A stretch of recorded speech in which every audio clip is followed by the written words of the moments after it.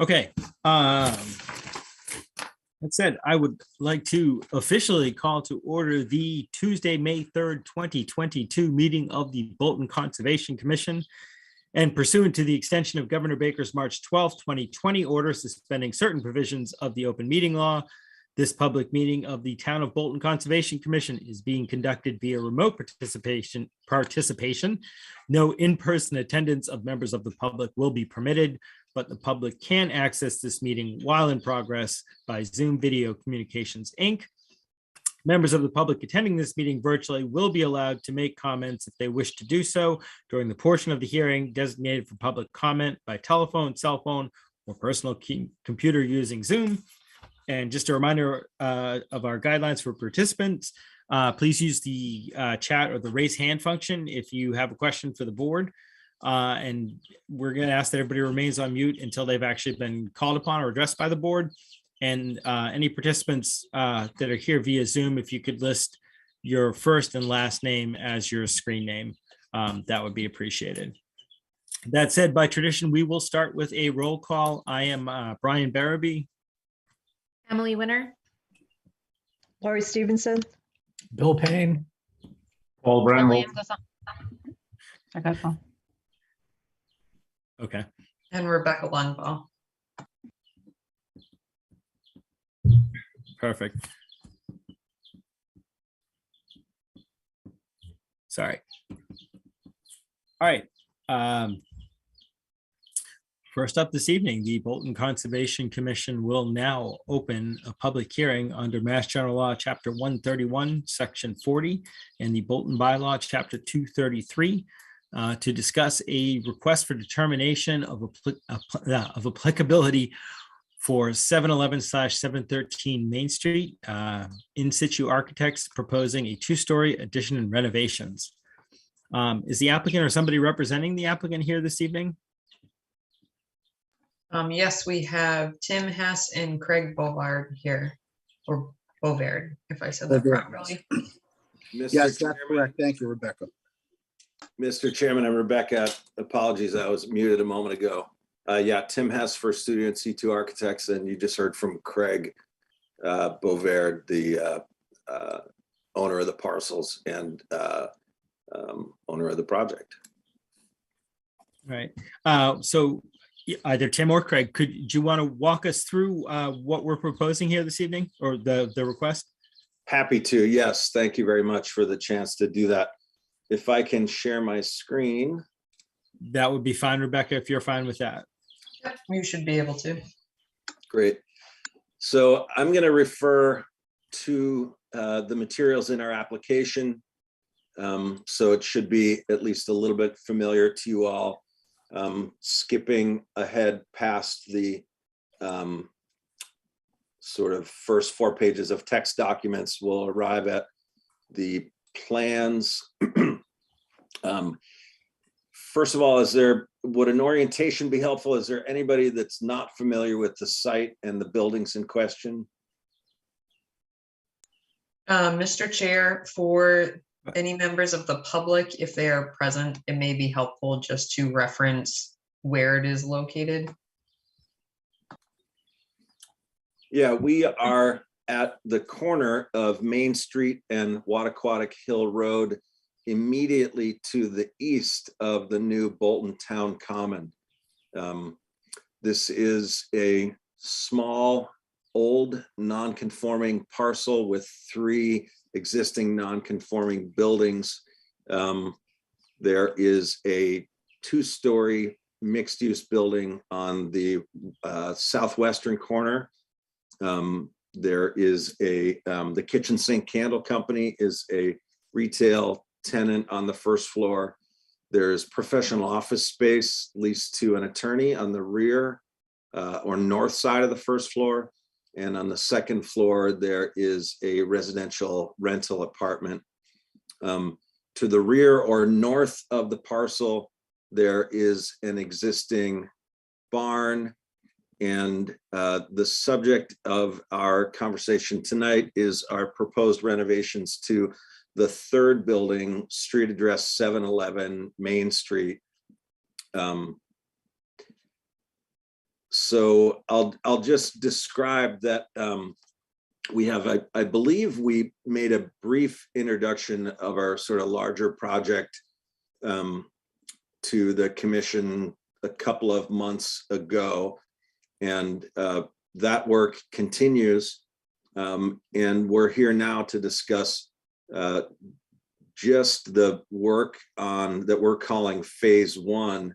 The 7-Eleven is just maybe 2-3 years ago received a fresh coat of blue paint, so it's pretty tough to miss now on Main Street. So it's that building only.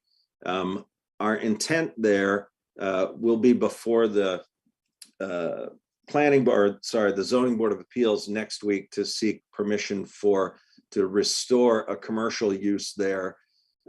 Craig's daughter, Stephanie King, has launched a new and thriving interior design business that will be the tenant of this blue building.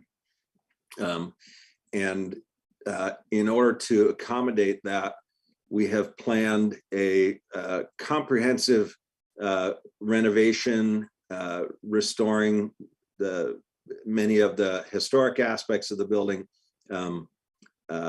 and modernizing the services and interior. We do propose, I'll just walk you through the sequence of the numbered sequence of changes here, sort of clockwise around the building. Immediately to the north and the rear of the building, there is a bulkhead, an existing, it's actually not a bulkhead, it's a kind of uncovered basement areaway. So we propose to do away with that.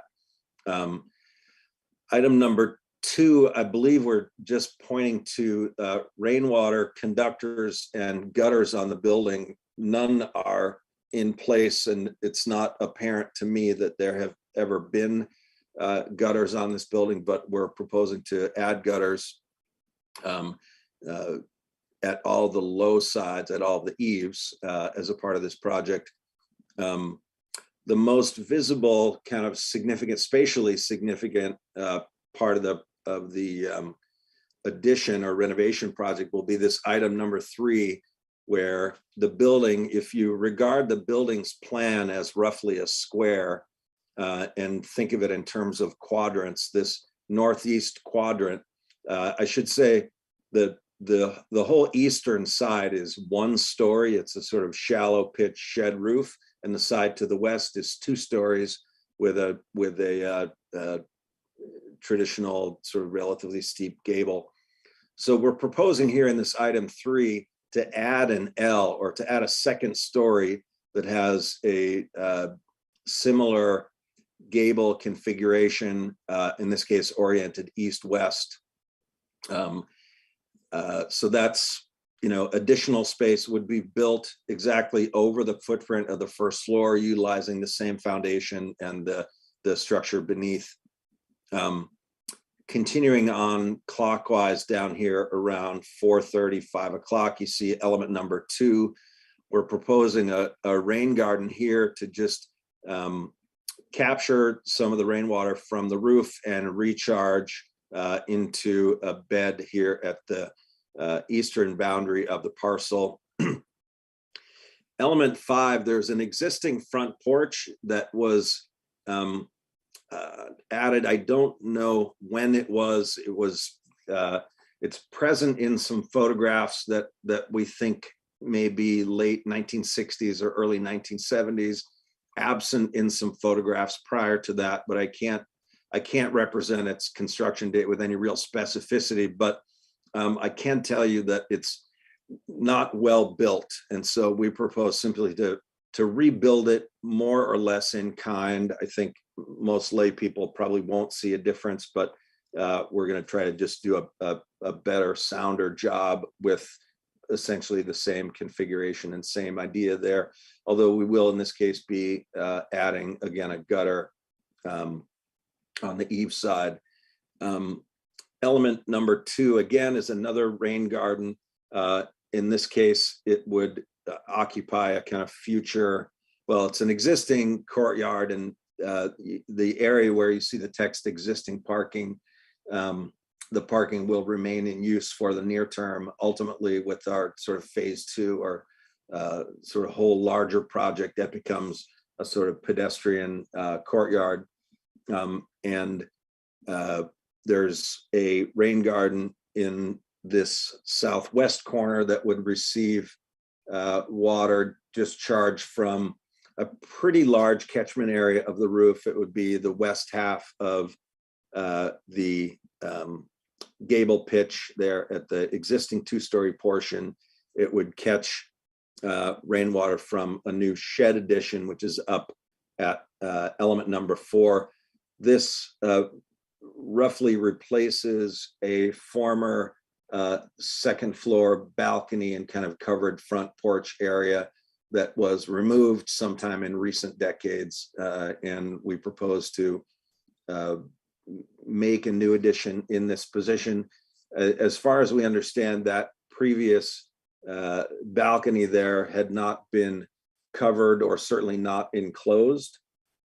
We propose in our case to enclose it to add some contiguous volume and floor area to our second floor, but it would be open as the kind of new de facto front door or kind of primary entrance and exit from Stephanie King Design.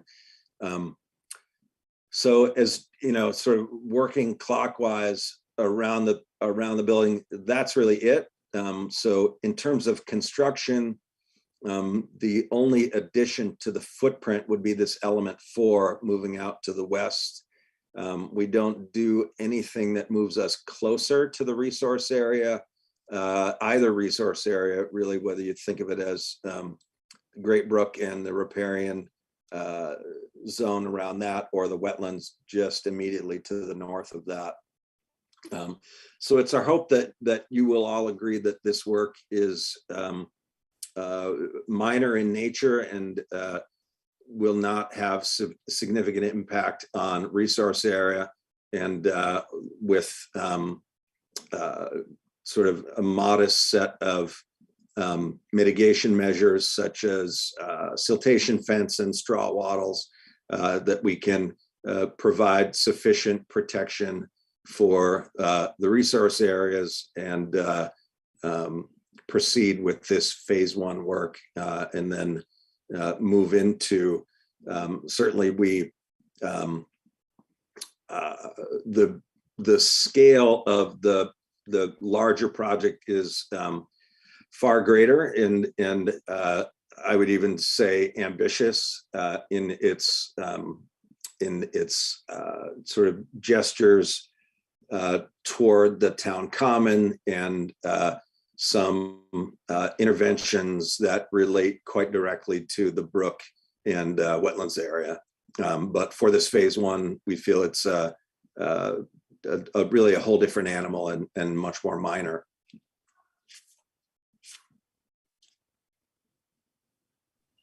Sorry. I was going to say, Tim, element 1, the outside facing bulkhead currently. Yes, sir. What's the plan with that going forward? Is that basically just going to be reinforced and still exist as a bulkhead?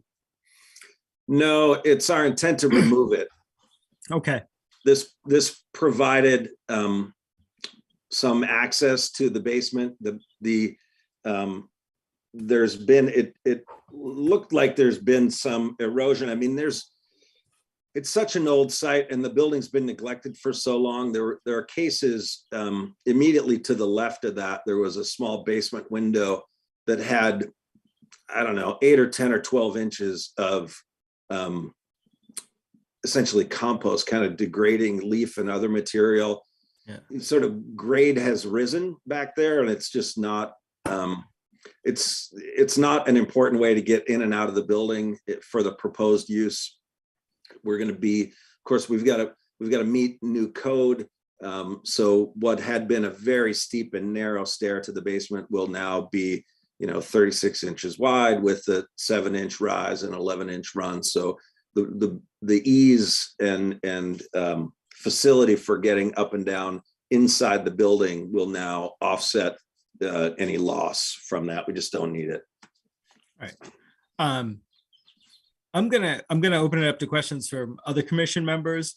But I would say on this project, if at all possible, I'd kind of like to schedule a site visit. I have been out behind these buildings before, but we have a number of new commission members who haven't been into this area and seen kind of what's going on there. And I think for me too, it would help if you could mark out on the ground, especially like 4, the dimensions of where 4, even if just few little dots on the ground, and also the zones 2. Because I think 3 and 5 we should be able to figure out. But if we could get those kind of marked out and try to schedule a site visit, I just think it's important that we see what's surrounding it, what the back there looks like. And I have a feeling it's going to come up more down the road with other projects that I'd rather just get us out there to take a good look right now. Yeah, we'd be happy to do that, Mr. Chairman. That is, I appreciate that. And that's it. I'll open up to any other initial questions to other commission members have initial questions after what we've heard this evening. Yeah, so this is Paul. I would agree. I would like to see it, but I'm curious, what is the areas, not the courtyard or 117, but the other 2 sides of the building? What's really there today? And during this renovation, what kind of equipment or anything would you need to bring into those areas to do this work? I want to make sure, Mr. Brandwald, that I understand the question correctly. Are you asking about work? Can you see my cursor? Yes. Are you asking about work in this area or in other parts of the parcel? I'm mostly curious about, not the courtyard area or the facing 117, but the other 2 sides of the building. What is it? What does that look like? And do you need to get access? Oh, this side. That? Yeah. Okay. You need to get access to those areas, I suppose, with the gutters and everything, but are you going to be in there with heavy equipment or anything in order to do this work? That's a great question. I do not think that we need to be, let me be careful. I'm not the contractor, so I won't have responsibility for means and methods. But my expectation is, as we're working to design the structure in this area, we anticipate we're doing that design work so that it all can be reached from within. Okay, good. Mr. Hess, what are the dimensions of the new 2-story addition? I don't have a dimension drawing in front of me. I'm going to speculate they're on the order of 15 by 15. So I guess it's number 4, the 2-story addition to the I'm sorry. west. Yep. Sorry. Yep. So number 4 is more like 8 feet in width in this dimension. It's a little, what we're looking at is the roof plan, and there's a relatively generous overhang on this side. So the addition in this dimension is on the order of 8 feet, and moving down here, I looked at this just yesterday, it's about 20 feet north to south. And that's the roof? That's the roof dimension, 8 by 20? Or is the roof dimension bigger with the overhang? The roof is a little bit bigger. The roof is probably more like 21 north south and 9 or 10 east west. Okay, thank you. Mm-hmm.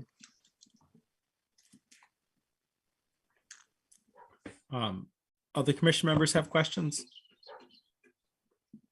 I have a question regarding, I'm looking at the RDA, the project description, the listing the regulations. I did notice that 10.58 riverfront wasn't listed here, which will affect the amount of impervious added to the building. And I'm just wondering why that wasn't included in the package.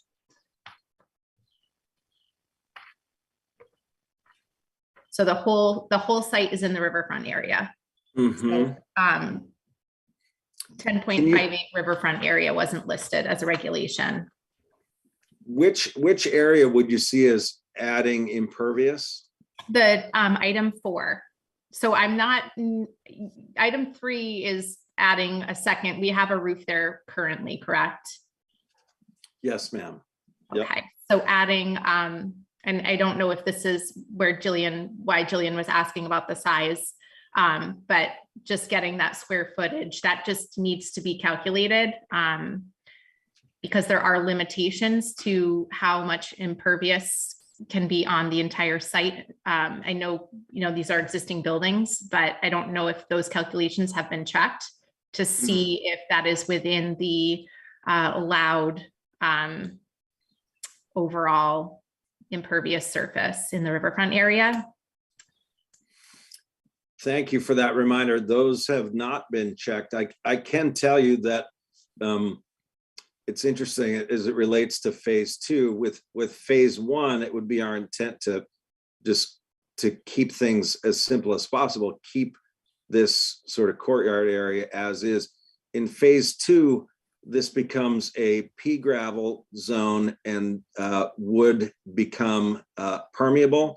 And so we're adding, these, I'm gonna guess 800 or 1,000 square feet of pervious surface here with the removal of the asphalt in that spot. But it is not proposed for phase 1.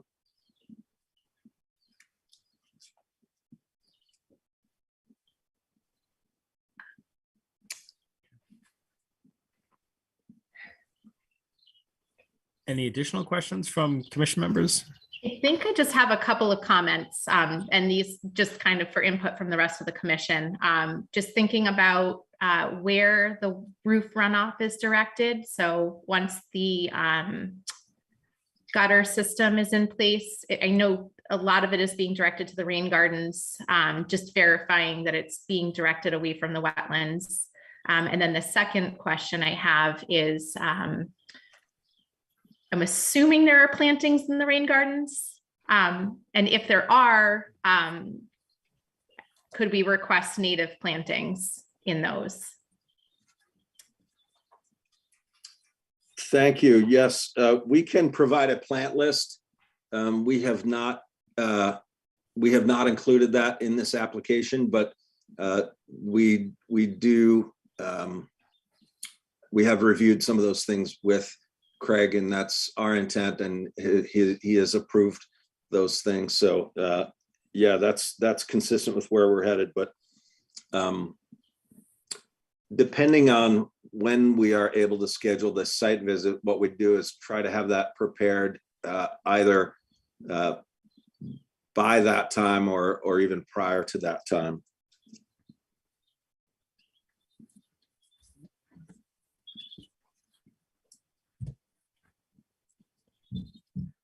I don't have any further questions or comments. I think until seeing the site and kind of understanding the scope and the extent of specifically like the bulkhead removal, I don't think I have any other further questions or comments. Thank you. Right. Rebecca, did you have any initial, or any other commission members have any questions, comments? Initially. All right, not hearing those. Rebecca, do you have any initial comments or questions or watch outs? Watch out is an interesting thing. I would say it would be mindful for the commission to ask how the site was delineated regarding the resource areas. In addition to that, just sort of a point of order, I think it's helpful for the commission to know that you have more work proposed on site in the future, but this is the RDA that's before the commission at this time. So the commission cannot be considering anything else on site other than what is incorporated in this request for determination of applicability. So although you noted some things that may be beneficial in the future, the commission cannot be considering that as part of this decision. The other item associated with that, I thought Emily brought up a really good point about the riverfront area and the current total altered area within that riverfront area. And then, so existing today, and then that addition as well. Would be helpful to know those two totals. And lastly, what I would just remind the commission of is the request for determination of applicability is to determine if it's jurisdictional under the Wetlands Protection Act and or the local bylaw, if it meets an exemption, or if it can be conditioned as the commission has done in the past with one or two so minor items. So just to keep that in mind as we move through this, but I also think that it would be beneficial for the commission to see the site. Okay. And either Tim or Craig, to Rebecca's question, could you talk a little bit about how it was delineated? Yeah, I can tell you that for starters, when we began the kind of earliest schematic bits of our work, we started from the work produced by Ducharme and Dillis in connection with their design of the common. So we had this kind of documentation to start with.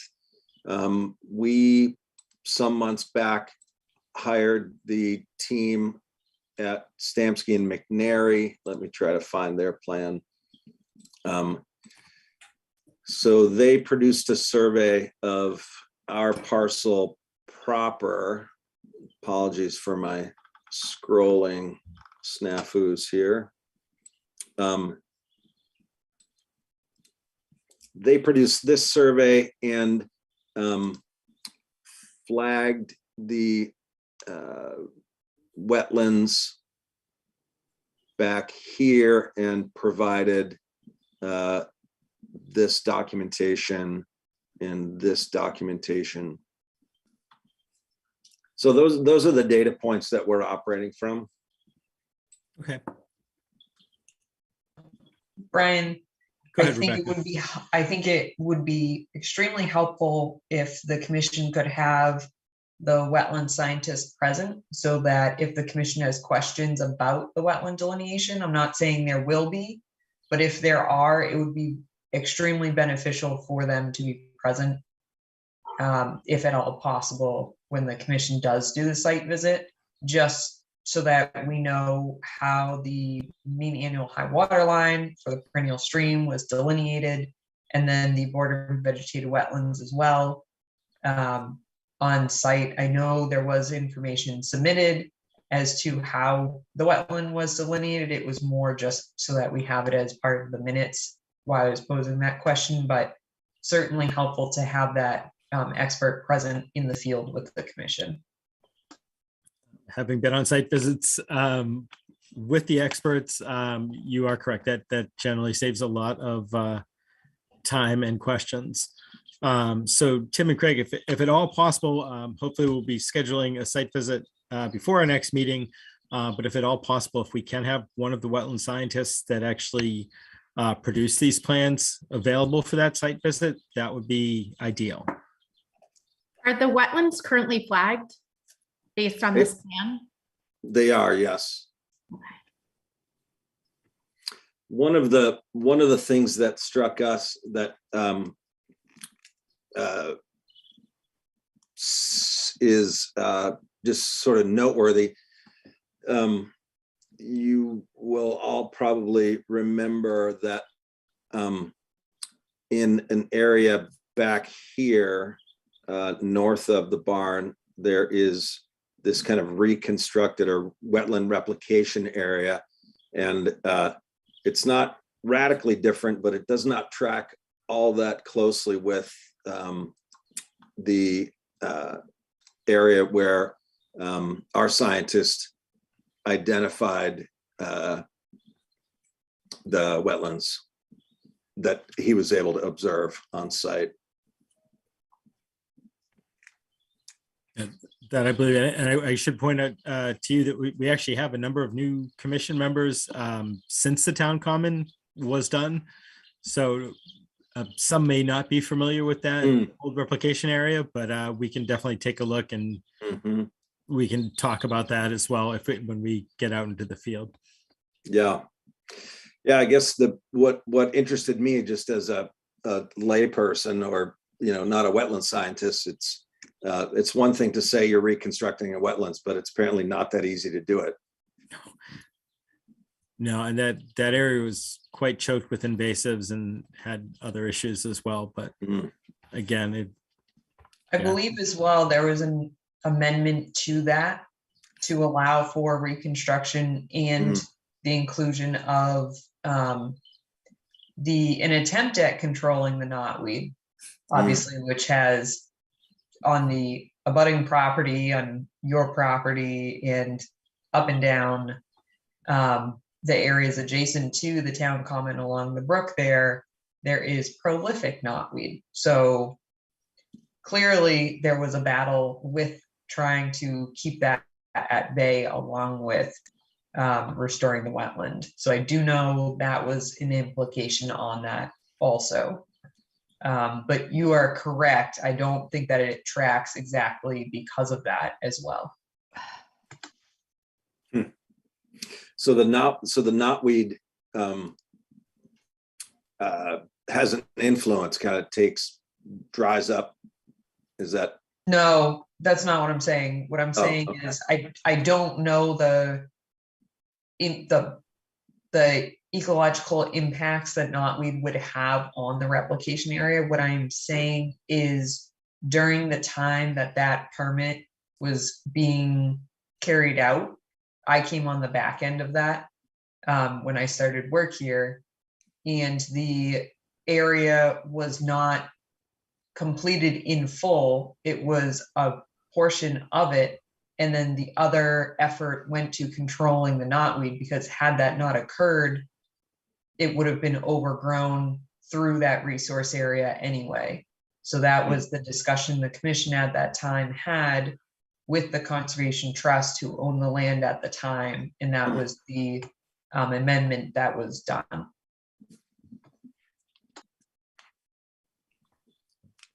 I see.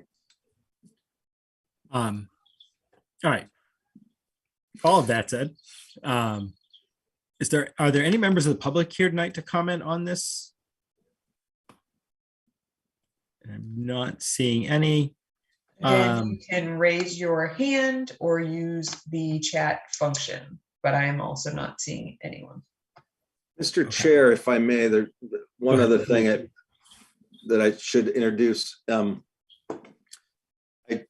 took a quick glance at the agenda this afternoon and to see whether or not there had been any adjustment to the agenda to discuss the barn. And I believe you are all probably aware, I know Rebecca, you are aware that the building inspector issued an emergency demolition order last week, I believe Thursday, on the barn.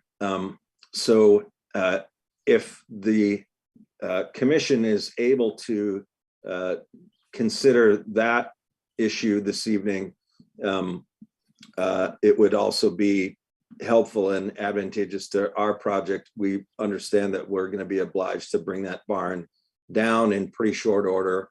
And Rebecca and I had a brief conversation last week, or perhaps an email exchange, about the question of how to proceed. And at first, well, my understanding is that this commission can make the decision or determination to either ask or require Mr. Bovaird and myself to submit an NOI in connection with that demolition, or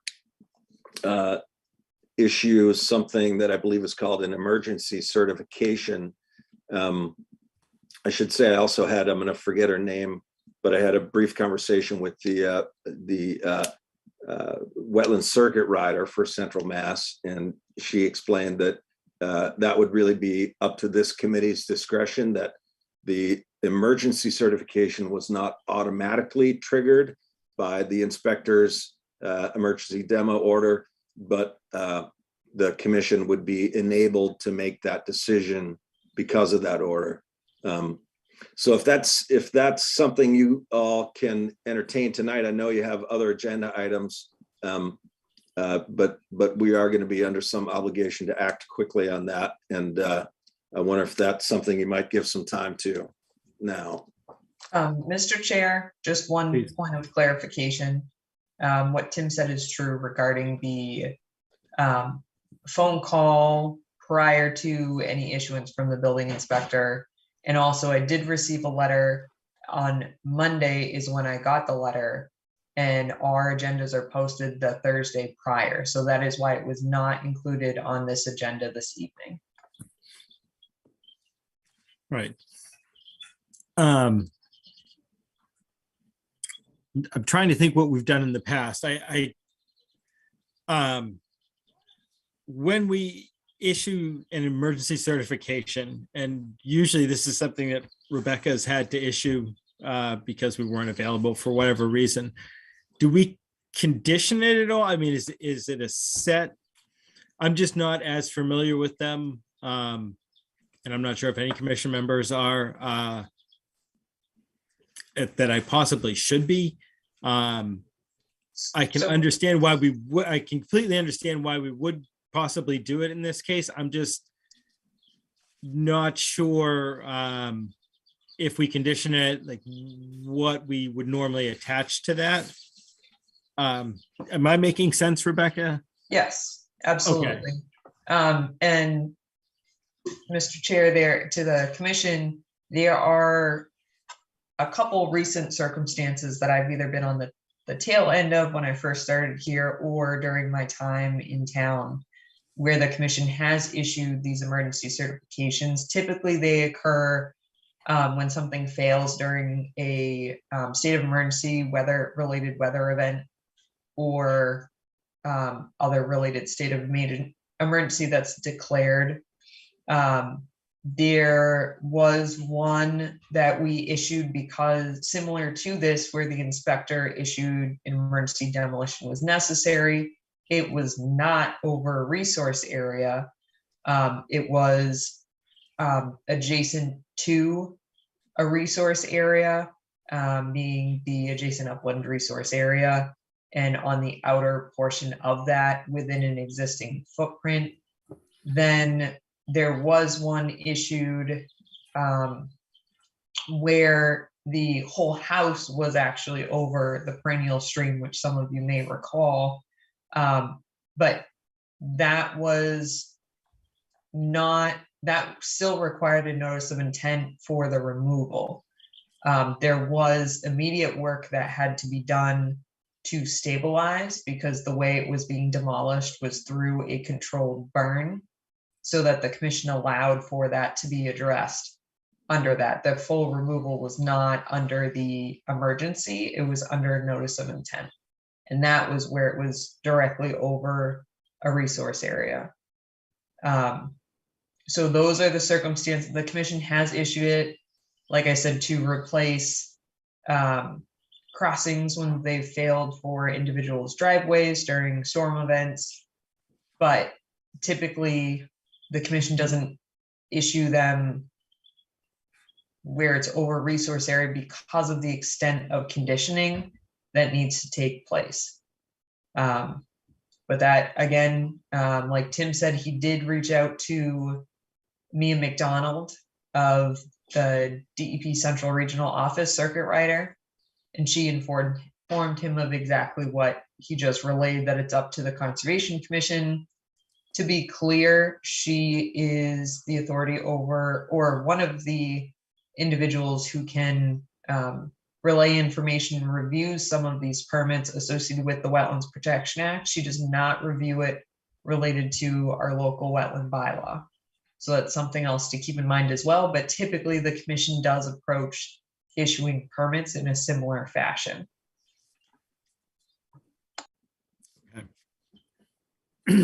Which I would, and I don't know your time frame with demolition, but I would be tempted to go that route and ask you to file separately for it. I also, and again, I've been behind, I've kind of looked in that building. I understand it needs to come down, but usually when it's any demolition on any of the historic type areas in town, I'd hate to do that without it being on our agenda, because people often like to comment on that, or sometimes we'll feel need to comment on that as well. What is your time frame for demolition right now? Just curious. Yeah, thank you. Craig, feel free to correct me if I misspeak, but my understanding is we would like to get it down as soon as possible. We primarily because it would be difficult to do that work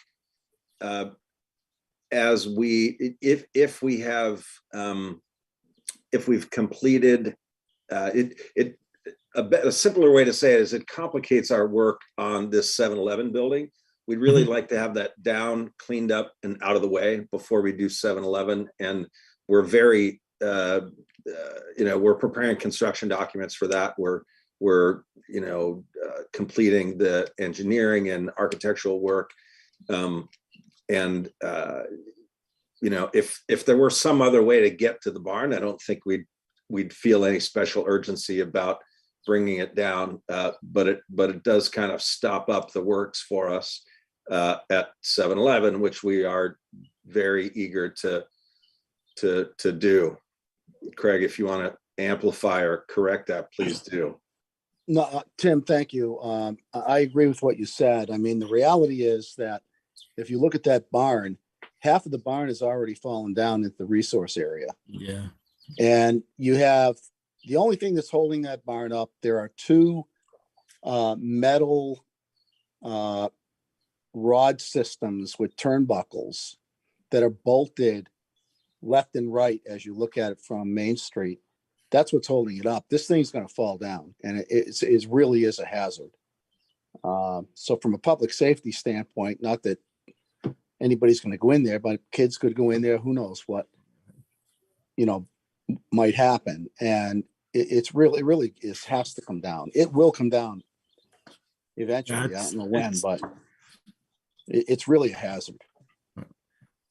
What I was going to possibly propose is we'll probably continue this RDA until next meeting, because that'll give us a chance to go out there for a site visit. With this being in Riverfront and so close to a resource area, and that's generally how we've handled it in the past, that we've had people file for it. And again, I'll ask the rest of the commission as well, their thoughts.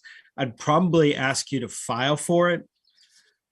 But the reason I asked for timeline is because we're continuing this till next meeting anyways. If we go out there for a site visit for this RDA, we could also take a look at the barn at the same time. Go out, we'll be on site. We can take a look. We can see what's going on with that. So that if you do file for the next meeting, one, we can list it. So if anybody needs to give public comment, they don't feel like they were robbed of that chance. And B, with us already kind of conducting a site visit, it should quite possibly be an NOI we can approve at the next meeting. Having already kind of gone out, asked our questions. And again, I think I know it needs to come down. I think it'll be obvious to other commission members when they see what it looks like, that it needs to come down and soon. But that's the way I would propose handling it. And I'll put that out to other commission members if I'm open to suggestions, but I would think that might be our best course at this point. And Would it be, sorry. Oh, Go ahead. sorry. Go ahead, Emily. Sorry, Lori, you want to go ahead? I just didn't know if it was an idea to tie the whole project into one project. Tie the bond, taking the bond down, That's the where you idea. feel that you can't do the first project without taking the bond down. Is it wiser to put the whole project together instead of two different projects?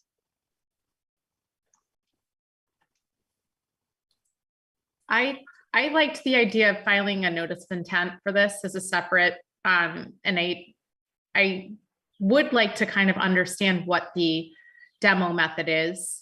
How is it being taken down? I know when we demoed part of our house, there was a big munching machine that literally just, and understanding what the demolition plan is, where there's going to be erosion control proposed, when it is demoed, where is the material being stockpiled? Because that's not all going to fit in one dumpster.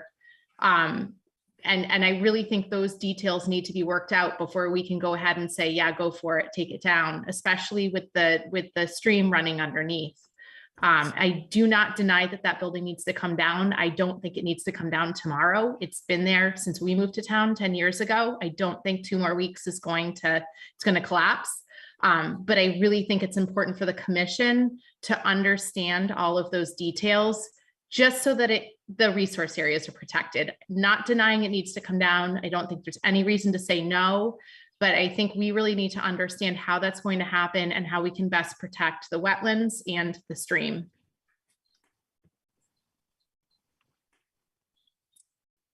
All right.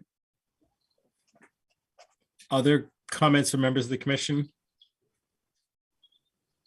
Sorry, one more thing, equipment. Please. Where the equipment is going. I'm assuming there will be a dumpster. Where is the dumpster location for that? Like I said, I don't think that whole barn's going to fit in one dumpster. So are there going to be 2 dumpsters? And again, where is the machine that's doing the demolition staged? Things like that, I think, are important for the commission to consider on top of everything else that I stated. Thank you.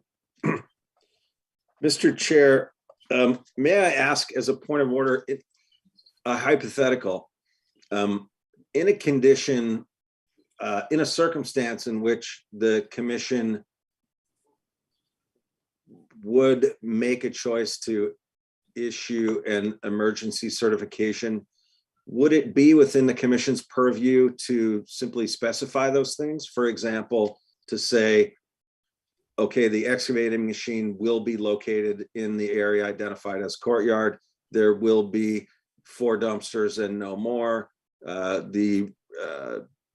All of the work will be, pulled to, and et cetera. I imagine, a half a dozen conditions that could be determined. In a case like that, would it be the commission's purview to simply list those things?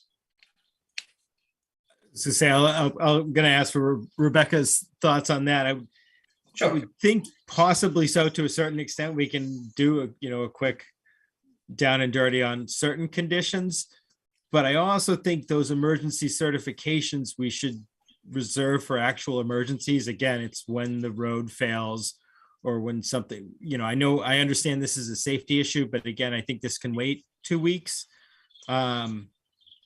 And Rebecca, I was going to say, am I correct in that, or you understand? You are, Brian. An emergency certification is typically utilized to abate an emergency, and the commission has issued emergency certifications to abate the emergency and then required a notice of intent through that. So when something fails, it's a temporary repair, and then you still need to be actively moving on a notice of intent that you're filing anyway.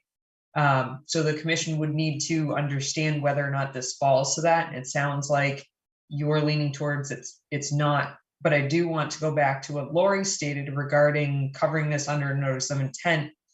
The commission does have and I'm not saying this is what the commission's thinking, but the commission does have the ability under the RDA and under the determination from an RDA to require the filing of a notice of intent. And at that time, that notice of intent can incorporate that. So the commission has the ability as well. So say this, I know we want to get out on the site, but say the applicant is very concerned about time constraints and the commission's not leaning towards the emergency certification, the applicant has the ability to say, I would like the commission to vote on it this evening, and the commission may vote to require the notice of intent. And then the applicant would be able to move forward, working on the notice of intent and including that other structure removal within that process. Again, I'm not suggesting that's the way we go. I think regardless, a site visit is warranted here, but just to understand the processes for both the applicant and the Conservation Commission. I don't think it would be mindful for the commission to be writing out conditions in order of conditions or an emergency certification condition or determination condition that says excavator to be utilized in the specified area, because that really needs to come from the applicant. The commission can limit work within specific resource areas or to stay on pervious, impervious areas. But when it comes to specifying equipment and locations to a certain extent beyond just pervious, impervious, a certain area within the resource area, that's not a practice that the commission should be carrying out regularly.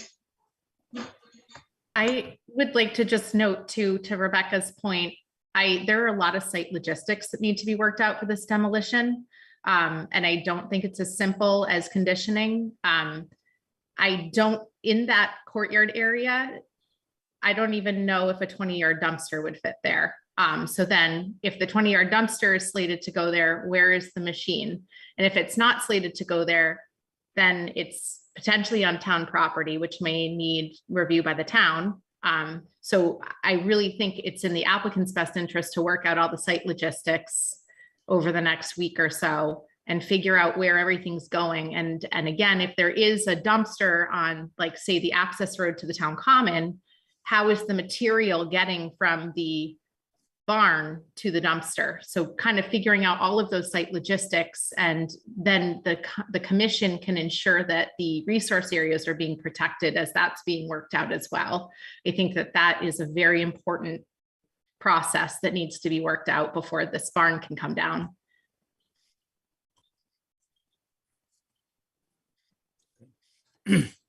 Thank you.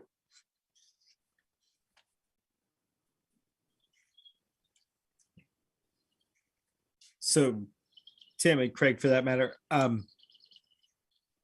is it okay if we continue the RDA until our next public meeting so that we have a chance to go out for a site visit? I don't know if you need our permission for that. It sounds like it's what you need to do. We kind of do. We need your permission to continue it. and to just be confirming on site, specifically where the chair just relayed my suggestion on having your wetland scientist out.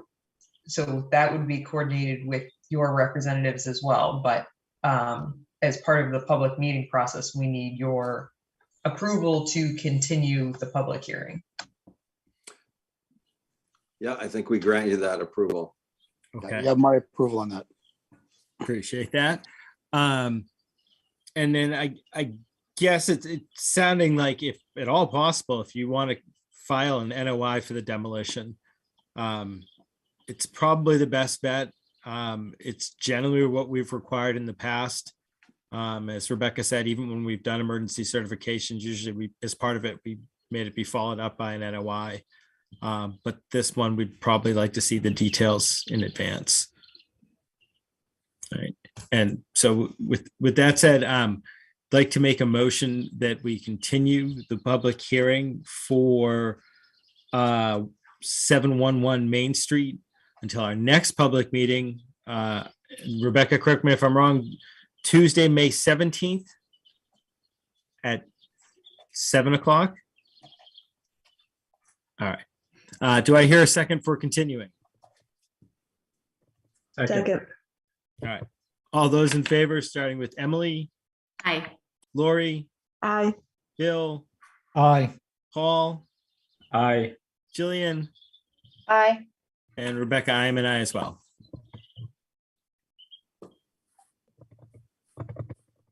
Wonderful. So I will I will ask the commission individually when they are available. Craig and Tim, if you have any dates that between now and the next meeting, where you or your wetland scientist are not available, please email me those dates. So as I'm reaching out to the commission members, I can relay that as well. But I will be in touch. Thank you. Thank If you you. could stop your screen share, that would be great. I'll do that. I have a couple questions I'd like to ask. Let me see. Stop.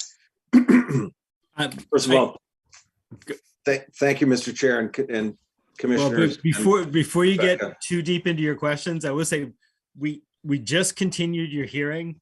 Yep. So it's basically the public hearing part is closed. So if it's a process question, that's fine. If it's a question about the site or anything going on, we really can't address it now. And I'm also a half an hour behind on our agenda, and you know, people can't be here all night. So is it a quick process question? Do you guys have do you tend to meet, do you tend to do site walks Saturdays? Do you tend to do them at 9 in the morning? Do you tend to do it at noon or 5 p.m.? Are there any parameters, or is it really wide open? Typically, they're done, we've been doing them during the week. I can certainly, it's up to the commission and their availability. If they prefer a weekend, I can certainly coordinate to at least have them visit the site. And I will try to schedule around that as well, but weekends are typically not available for me. I guess really we're happy to do our best to accommodate whatever your convention is. I can't speak for our wetland scientists, but we'll, you know, do you do like a doodle poll, or how do we got a lot of people to coordinate? Yep. with. So I will follow up with the commission. If you want to follow up with your representatives, whether that be you, the property owner, and the wetland scientist, and figure out what dates do not work within the next 2 weeks, then you can send me that email. And at the same time, I will be coordinating with commission members individually on their availability over the next 2 weeks. And then I will coordinate with you once I hear back from those members. Okay. Thanks, I appreciate it. Yep. We'll go that way. Okay. Thank you. All Thank right. you. Have a good evening. I appreciate your input. All right, you guys take care. Good night. Thank Bye you. now.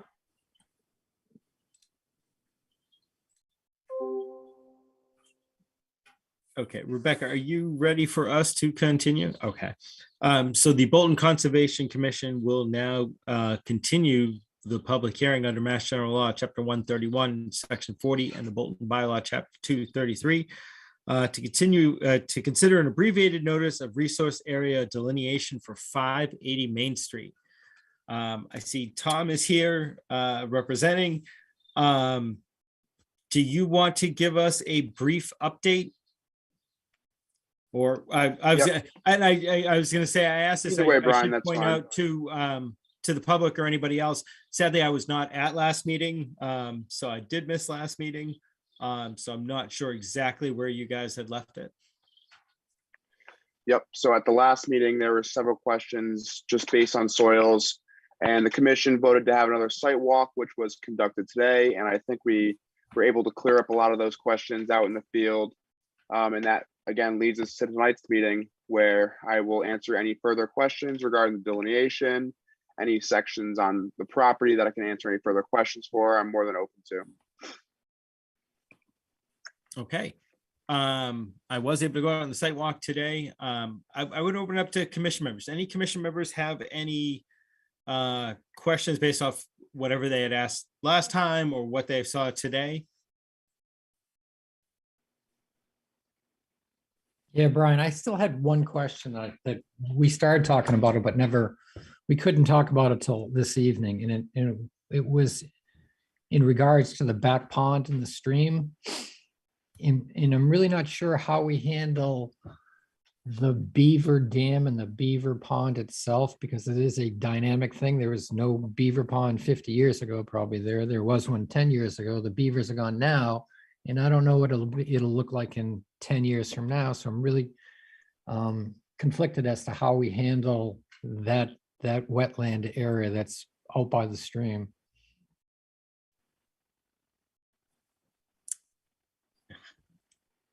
It's a very good question. Yeah, I don't know how to deal with that one. If the commission will allow, I'll open up my screen share, and we can take a look at some aerials from 1979, before the actual parcel was there, to see the traditional route of the stream. And then we can also look at 1995 or 96 aerial, and we can see where the stream has gone after everything was put in, kind of, and the beavers took residence. That would be fine with me. Rebecca, if you're okay with him sharing screen or can give access. Yep, you should have access. Okay, so we'll just first look at the ortho and FEMA flood maps here. This FEMA AE regulatory floodway, that is Great Brook. You could see it in this red dashed line here, and you can kind of see it following the same trajectory down through this large ponded area. If we zoom in, we can kind of see this is the old flooded wetland before the dam got broken. Back in this section is that large ponded area. And then we could see the regulatory floodway making its way through here. And this is part of what we based our initial, just part of what we based our approximate limit of Great Brook in this section on right here is the FEMA flood zone map, which does have it mapped in the traditional route, as we'll see in a second here. Zoom out a little bit. So this is an aerial taken in 1998. I have overlaid the detention basins right here. This is the large parking lot in the south of the site, another portion of the parking lot here, and then the two existing buildings in the northern detention basin up there. As you can see, the stream is non-impeded here, and it kind of makes its way down and then takes a sharp left-hand turn underneath the site. There is no actual pond in this section. It's just following its historic route. And as you can see, if we flash back to our site plans, that is very representative of what we have shown in this section down here. The pond, if we were going to be thinking about it, existing conditions today is down in this section right here. We do have BVW, which is adjacent to the stream here. We have that one part of the dam that has broken that is now feeding down towards the existing channel that can be seen in the stream.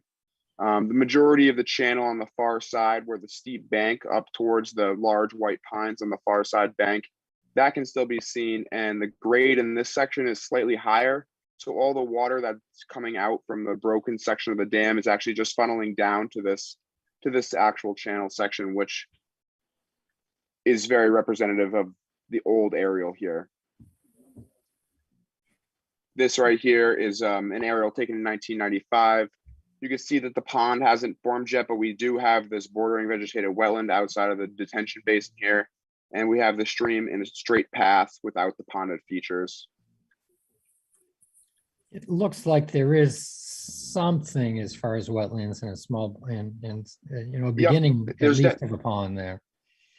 There's definitely the wetlands and probably a little bit of flooded marsh area back here, but not to the scale of the pond as what it was out in the field if you went out there today. Yeah, it looks like that today. There's a lot of grass there.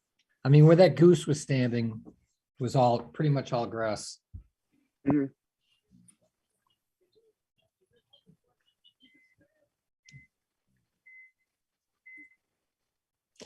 Yeah, I guess my question is, what does a wetland look like with beavers around now, right? Where do we draw the line? What is the you know, like the contour of what the wetland is today versus what it was 10 years ago versus what it'll be 10 years from now? Who do we go to ask that question to? Right, Well, and I think that's what wetland right now doesn't. That is, Yeah. Tom, if you just let me very quickly. Yep. So as Tom had expressed on site, there are three things that are looked at for bordering vegetated wetland or wetland resource area.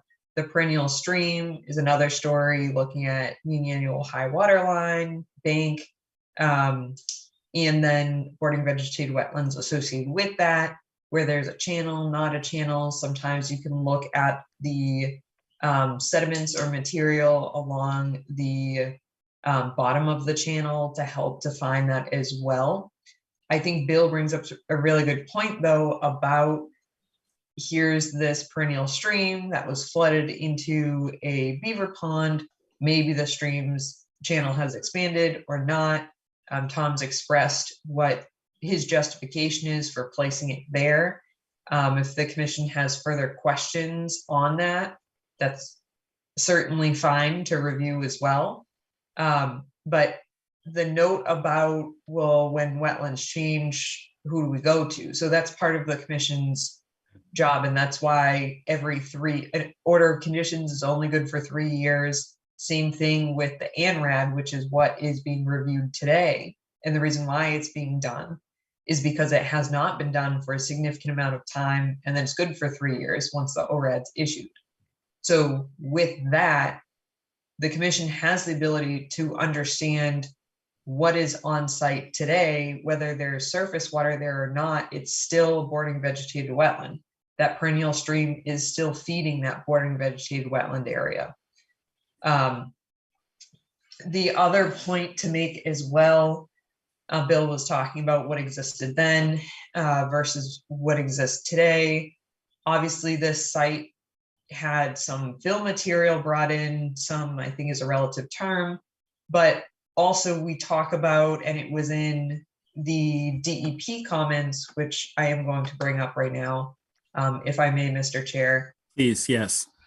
Which I'll just read through, but some of those comments relate to things that were constructed and then how they function and are characterized today, because over time or when they were constructed, they ended up building these characteristics where similar to, so not the exact situation, but where a beaver dams up a brook or a perennial stream or part of it, then the area behind it becomes flooded and may sustain more wetland vegetation, but it's still a wetland. In addition to that, what they may have dammed up may have been another section of channel that came off of the perennial stream. And I can't speak to what was there previously, but that's why we look at these historical photos and we look at what's there today. We look at the soils, we look at the vegetation, the sediment, to ensure that the commission is looking at all the best and most accurate information to confirm or amend these decisions. So with that, I'm going to read through the DEP file number and associated comments very quickly. The DEP file number is 112-0707. The comments that were provided from DEP are as follows: stormwater basins that have wetland characteristics, ILSF, BBW in parentheses, and were constructed prior to 1996 may qualify as jurisdictional wetlands. It appears that the southern detention basin may be connected to adjacent wetlands and could qualify as bordering vegetated wetlands if it has wetland characteristics. If not connected to adjacent BVWs, so bordering vegetated wetlands, basins constructed prior to 1996 may qualify as ILSF, isolated land subject to flooding. They also included a comment stating ANRADs, which is what we're reviewing today for this site, cannot confirm the presence or absence of wetlands with federal jurisdiction that may be subject to 401 water quality jurisdiction. So with that, those were the comments from DEP. I think that is relevant because one of the comments I made at the last site visit was that the plans had actually shown, or I read them as showing, but I was corrected while on site, that the BBW actually encompasses the entirety of the southern pond here on site. And as we know, this ponded area was created as a stormwater wetland in, what was it here? 1989, I believe, is what's on another notice of intent we have that we'll be talking about later this evening. That was issued an order of conditions, and that language came right from the applicant. So here we have something that was constructed prior to 1996 that clearly has characteristics and functions because that's what it was created to do by definition. And now we've seen on site, and it's maintained to get to the weirs, which was allowed, but around the edges of this area, there's wetland vegetation. So therefore it's functioning as a wetland, along with, as stormwater as it was meant to do at that time. So again, tying back to Bill's point about wetlands change over time. And therefore, this is why why the applicants file an ANRAD for the commission to review, to then confirm where these wetland resource areas are, which is what the commission's been doing as far as reviewing this site, to ensure that going forward, both the commission and the applicant have an understanding and a clear understanding of what resource areas are. Okay.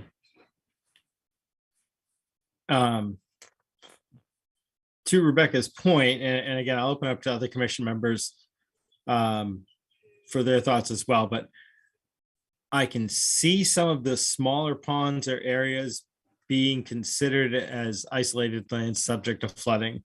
But that south pond, that back pond, it really has taken on wetland characteristics. I don't think it's a detention basin anymore. I think it's definitely become an active part of the functioning wetlands, especially on the eastern side. But I'll open it up to other commission members. I'd like to hear other thoughts, comments, questions.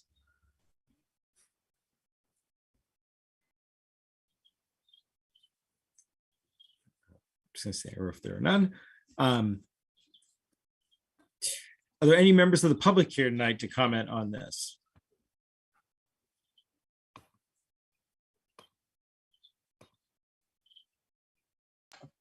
See none. I was gonna say, I'm just going through, seeing none. Not sure what the commission thinks best in this situation.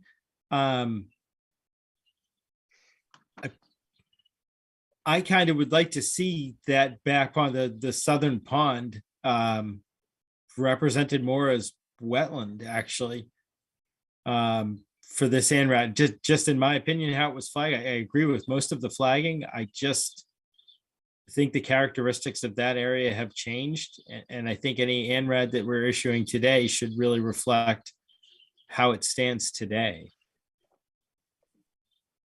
I would like to note that the order of conditions that was filed for the building of these stormwater management basins physically call them out as stormwater non-jurisdictional basins when they were created here. And that's why they have the enforcement order to restore the bank in place there. In place, they're trying to maintain these as non-jurisdictional stormwater fire ponds. And the actual going out and putting down of those erosion control mats, which can be seen in the field, is an effort to maintain the functionality of those basins. So one point of clarification, Mr. Chair. Please. In the order of conditions, it explicitly states that there is no confirmation of the jurisdictional areas beyond what is established as needing to be repaired regarding erosion into the resource areas, into the ponded areas. There was no statement within that document that the commission issued that says it is a non-jurisdictional area. And the reason why is for this reason, because an ANRAD was not yet delineated or presented to the commission. And that is why the commission wanted to allow for the repair and the ability to maintain, because you're absolutely right, there are weirs there. But as found in historical documents and provided by the applicant and available in my office, it's a constructed wetland stormwater area. And therefore, if it's functioning as we just saw in the comments from DEP, and it's in the Wetlands Protection Act, if it's functioning and meets those characteristics and criteria, it may be jurisdictional. Now, the commission has not yet said it is or is not, but the chair is making his comments and feedback on what was just provided to him. And I do not want something misconstrued as far as what the commission has stated or clearly written in a decision. And I can provide, I would be happy to email you that order of conditions so you can review it if you would like, but it clearly states on two separate lines that the commission is not making any jurisdictional claim beyond the site, beyond repairing and maintaining that area to access the weirs. It does not say that it's a non-jurisdictional area, to be clear.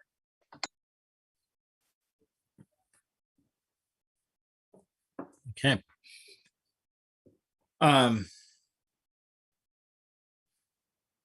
So where does this leave us? I suppose I could poll the actual commission members again.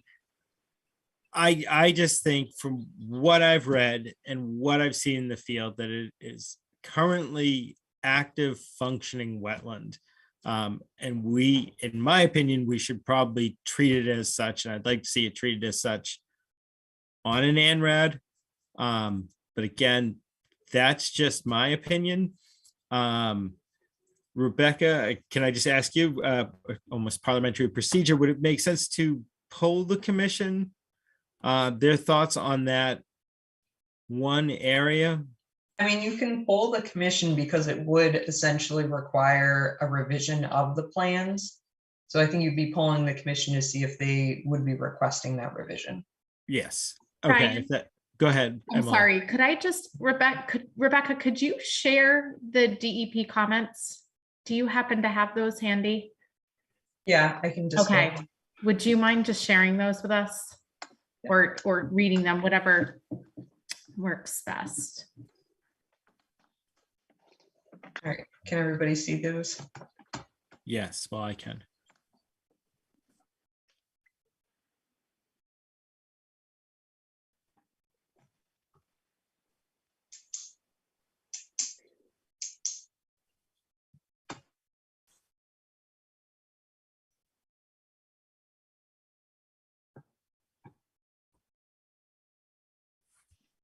If people had a chance to read it. So if we weren't taking a poll tonight, what would be the next step if we were to go in that direction? Would that? If you were to go in what direction? Considering the DEP comments, I understand that the stormwater basin was not delineated as a wetland. So essentially you would, so what you can do is you can request, or you can issue an amended version of the ANRAD, but I don't want to speak for the applicant, but I believe they're looking for a full delineation at this point. So it would not be beneficial to be excluding resource areas. So the commission has the ability to say, you know, your perennial stream on site or your bordering land subject to flooding is delineated properly, but then that's it. So that would be amended, but I don't think that would serve the intent of this ANRAD that was for all resource areas on site. So therefore the commission would need to work with the applicant to request an amendment of the plans that have been presented. And would that entail having a wetland scientist come out and verify whether or not this is now functioning as a wetland? So Tom is a wetland scientist in training and working with a wetland scientist, a professional wetland scientist. So if you were talking about the applicant side, that's already been fulfilled. If you're talking about the town side, the town has the ability to request a peer review, yes. And then to be requesting an amendment or a revision based off of that review. Okay. Can I just ask a procedural question here? Please.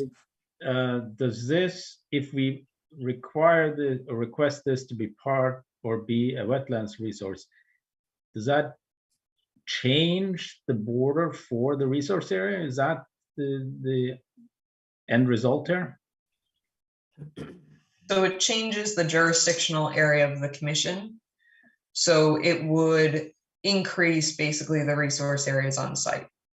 Because right now they're not including that area to the rear. So it would be increasing the area of BVW, the request that the commission's talking about right now, the potential revision the commission's talking about right now. So therefore, it would also increase the area of the 100-foot buffer and the adjacent upland resource area under the bylaw. I see. Got it. Okay, so it is quite important, in other words, to figure that It's relevant, yes. Yes. Understood. And Rebecca, again, my understanding, so basically, and again, I'll make sure I talk to every commission member and get their thoughts on this. But if we did leaning, or the majority were leaning, that it is currently active functioning as wetlands and should be noted as such as part of the ANRAD, would it then be a question of asking Tom if he's willing to continue and to come back with an amended ANRAD? Or would it be at that point in time closing and voting on the NRAD as presented? Another Because- option, Brian, is can we get an independent review as Rebecca and Emily were talking about? I was gonna say, I believe, yes, we can request it. And I can pull the commission members on that as well. Am I correct in that, Rebecca? You're correct in the peer review process, but you're before that question, you are correct in terms of the process. And if the applicant is amenable to that, because the commission feels that there needs to be clarification, because otherwise there may be a lack of information.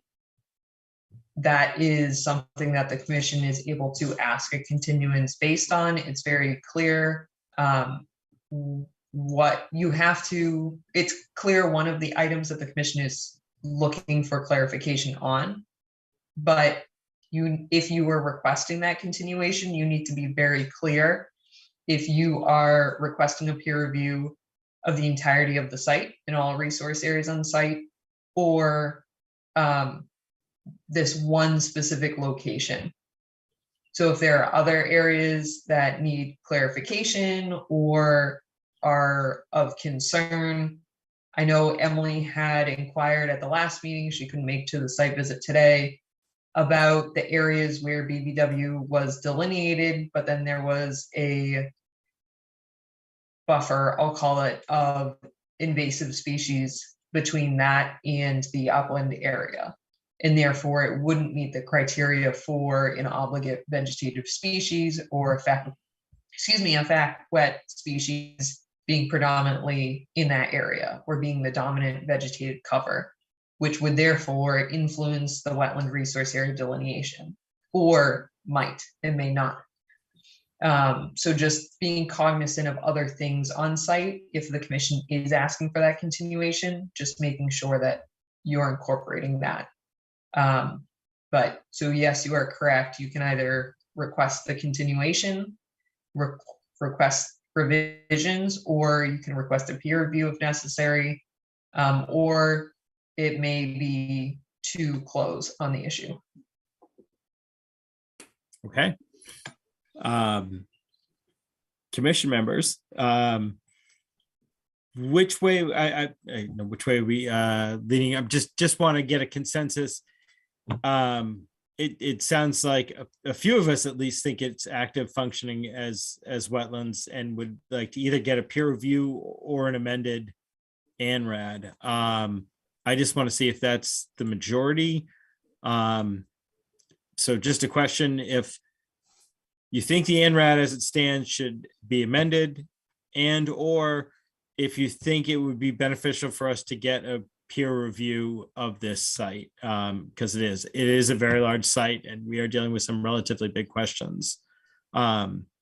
So if I could just get your answers to basically those two, and I guess starting with Emily, if possible. Can you just repeat the two items? Sure, yeah, Sorry. maybe I can. Do you think that the ANRAD as presented needs to at the very least be amended, basically to take into account areas that are functioning as wetland? So do you think that needs to be amended, or are you comfortable with it kind of as it stands? And the second question being, would you be more comfortable with a peer review? Do you think would require a peer review? I have a hard time answering number one without a peer review. I would not like to assume that that is a functioning wetland based on my site observations. I would like to have a professional opinion. So personally, I think a peer review would be important, but I'm not, based on the DEP comments, I'm not comfortable with the ANRAD as it stands. Okay. And then I guess Lori, same questions. Oh, there we go. I actually agree with Emily. I think the best way is with a peer review. That way we know, because we have two different answers, and the only way to break up that is to have somebody else look at it completely. Third independent. Thank you. Bill, your thoughts? I agree with requesting a peer review. All right. And Paul? for me, Brian, go ahead, the Bill. part that I'm more interested is that region around those ponds, or that pond and the wetland behind it only, not the whole site. Okay. Paul? Yeah, I can't make a determination whether it's wetlands or not. So I would like a peer review of that area. The rest of the site I think is fine, but that particular with the basin and what Bill mentioned, those corners of the property, I would like to get some professional opinion on. Okay. Jillian? Agreed. Okay. So Tom and Rebecca, it sounds like in talking to the commission, would like to request a peer review of the delineation.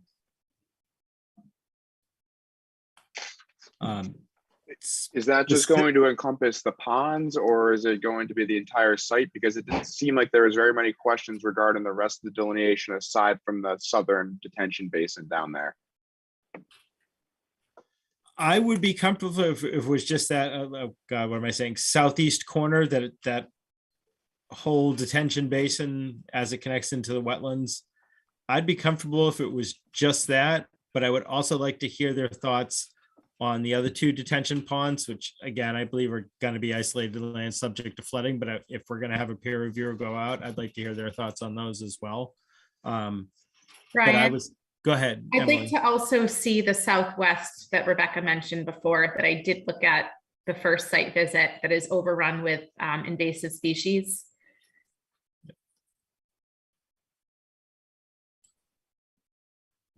So at this point, it sounds like you're comfortable with series B and C, which were the isolated areas towards the existing structure, towards the middle of the site. I'm not sure, was anybody not comfortable? So I'm not requesting comfortable, meaning approved at this time. What I'm saying is to be included in the peer review. I'm trying to narrow that down if necessary, so the commission's either asking the entirety of the site, or the site being the southwest corner and the southeast corner, which would include bordering vegetated wetlands, bordering land subject to flooding, the stormwater wetland, which we've had some discussions tonight about, the bordering vegetated wetland, and then the mean annual high water line and perennial stream, all adjacent to the beaver pond at that southeast corner. Yes. That I think covers anything that I would like to see reviewed. I don't know if other commission members have strong thoughts, feelings about anything outside of that. Okay. Not hearing any. So Rebecca, I think that's what we would like to request. I know that's what we'd like to request, is a peer review of this project, specifically the areas and regions that we just listed and mentioned. So we're just excluding series B and C, then the isolated areas, and then the pond to the northeast on the parcel. Yeah, that's the one behind. That's by 117. Yeah. Again, I'm fine with that. Other commission members, if Yeah, I think that is it then, Rebecca.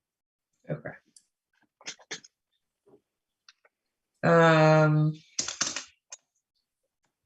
Okay.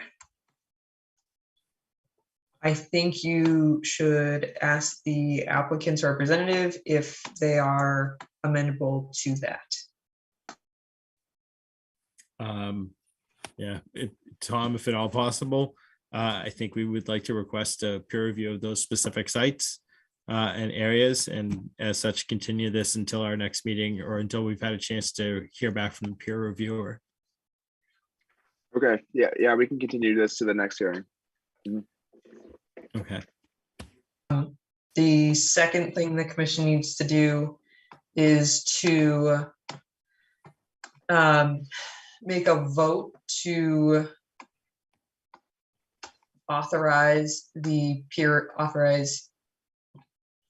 to request the peer review authorized by Mass General Law, Chapter 44, Section 53G, and to conduct the peer review, and then to authorize me to then reach out to a wetland scientist to conduct the peer review. The issue here is I do not have a cost for that, because typically that is put back on the applicant. So the commission has the ability to request that, and then I can send the memorandum to the applicant as we've done in the past. But just to note that that would be the process. Okay. And you might have to help walk me through that again. That's okay. So you're making. Is it a motion, or is it just a poll the commission? So it's a motion to request the peer review. Yep. Yeah. Or excuse me, to authorize the peer review under Mass General Law, Chapter 44, Section 53G, and requesting funds be submitted from the applicant for that peer review.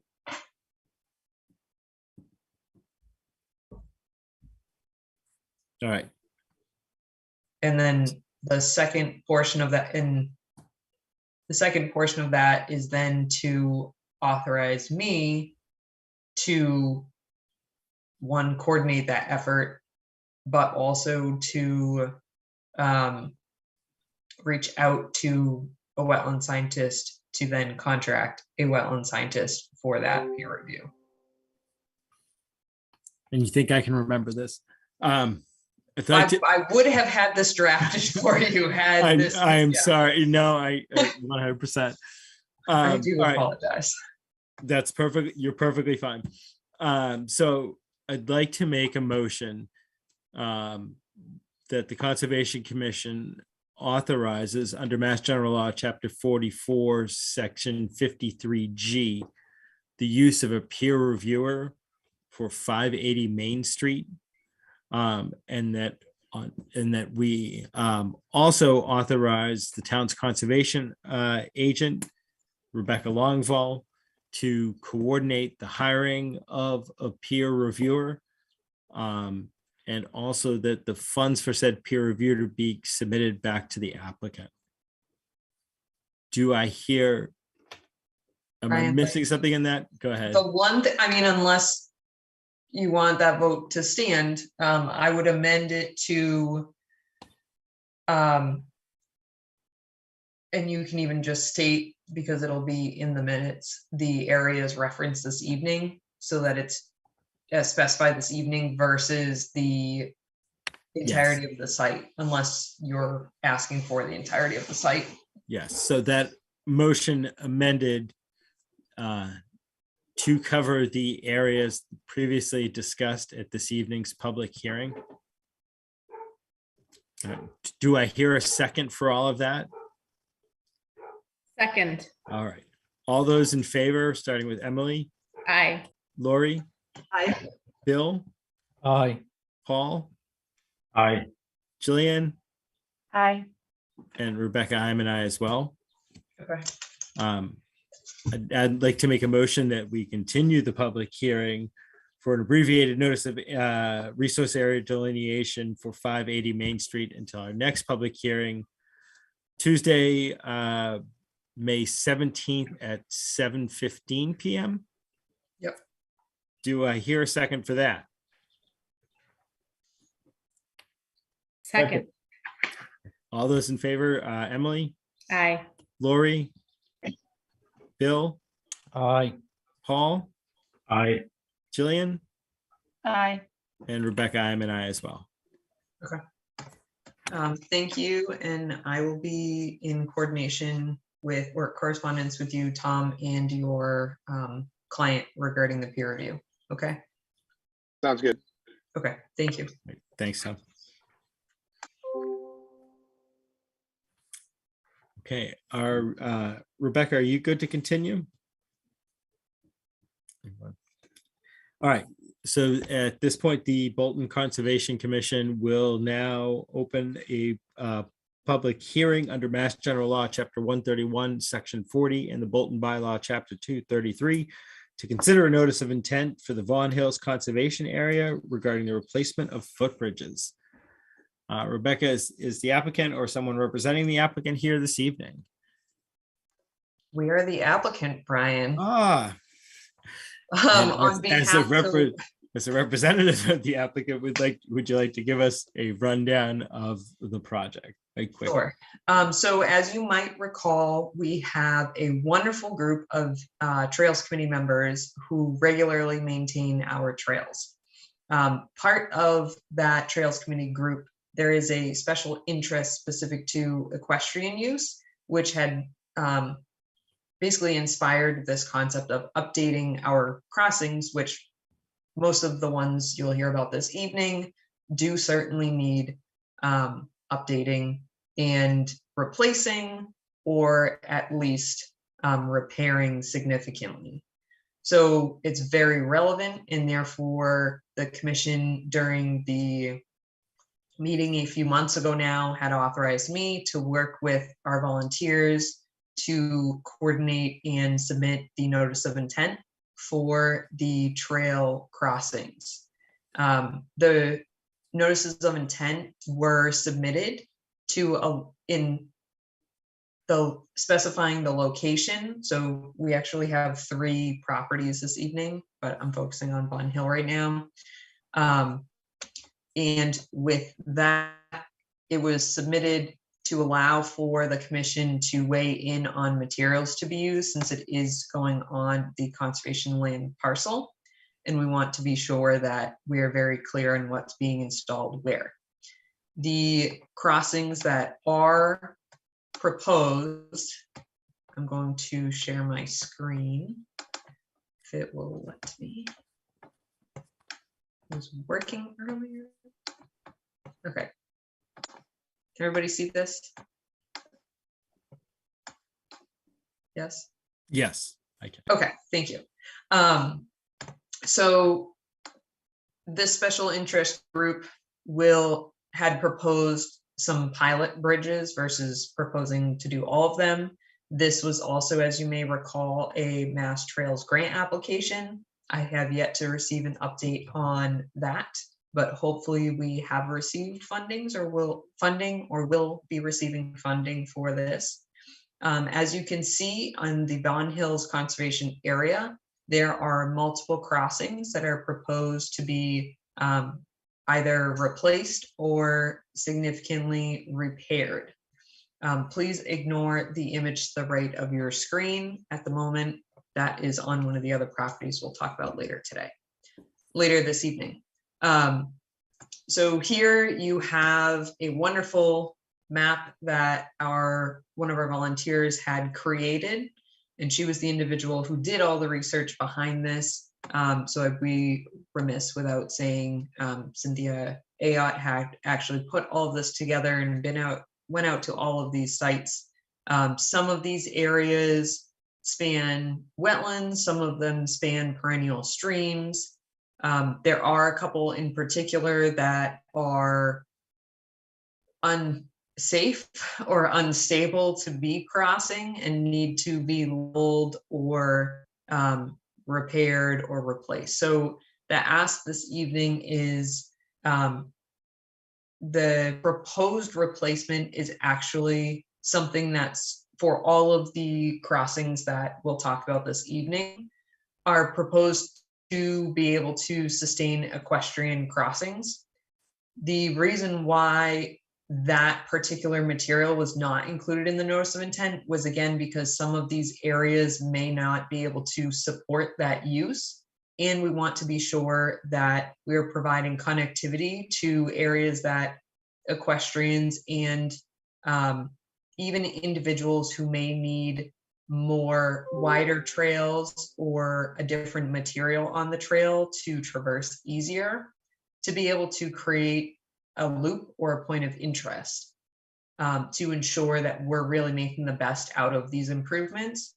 And other areas may just be replacing with a bridge like the one you see here, which is typical on our conservation area, but adding curbing or bumpers along the side so that individuals' feet or cyclists, or if it can support equestrian traffic, they won't be able to slide off as easily. So with that, I will ask the commission if you have any questions or if you would like to take a site visit walk out there. If you're not familiar or if you haven't been out on the trails in a while, I would be happy to bring you there. I'd be happy to also coordinate with the Trails Committee members who are involved with this project so that you can hear from them as well. You're muted, Brian. Sorry. I'd be curious to hear from members of the commission, your initial thoughts, if you would like to get out there and take a look at the trail, if you were comfortable with everything as it was proposed, if you have some questions or additional changes. I'm just gonna say, don't all shout out at once, but just polling now if anybody has initial thoughts, comments, questions. While people are thinking as well, DEP did issue the file numbers for the notice of intent we'll talk about this evening, but also this one in particular that we're on now. And they had emailed me with questions prior, so I have those and I did send those to you as well. And they just included if there are footings and it's not a crossing that will span the wetland and therefore a footing would need to be installed within the resource area, that it be a sonotube or a helical piling and not more than that in terms of footings, to make sure that any impacts would be in basically nothing. So that was clarified as well. And are we expecting the use of any footings? So that is, again, the original proposal for these crossings is for a crossing that does require footings. It depends on the length of the area. So the span across the wetland, whether or not it needs that support within the resource area, or if it can be on either side of the associated crossing. But with that, yes, the original proposal does include footings associated with it. Again, not all of these will require that due to the resource area, or for instance, one of the locations is to the Beaver Pond crossing. If you look at the bottom of the map, the third from the right, if you follow that image in, if you walked along that Beaver Pond, where the trail exists today, there's an outcrop that a person has some adventure or some difficulty to traverse. So a horse would not be able to get around that. However, on the opposite side, there it is wide enough for a horse or a different user to be more comfortable to get around the side of the pond. So in that instance, that's just one example of where one of these more substantial crossings wouldn't seem to be a good fit.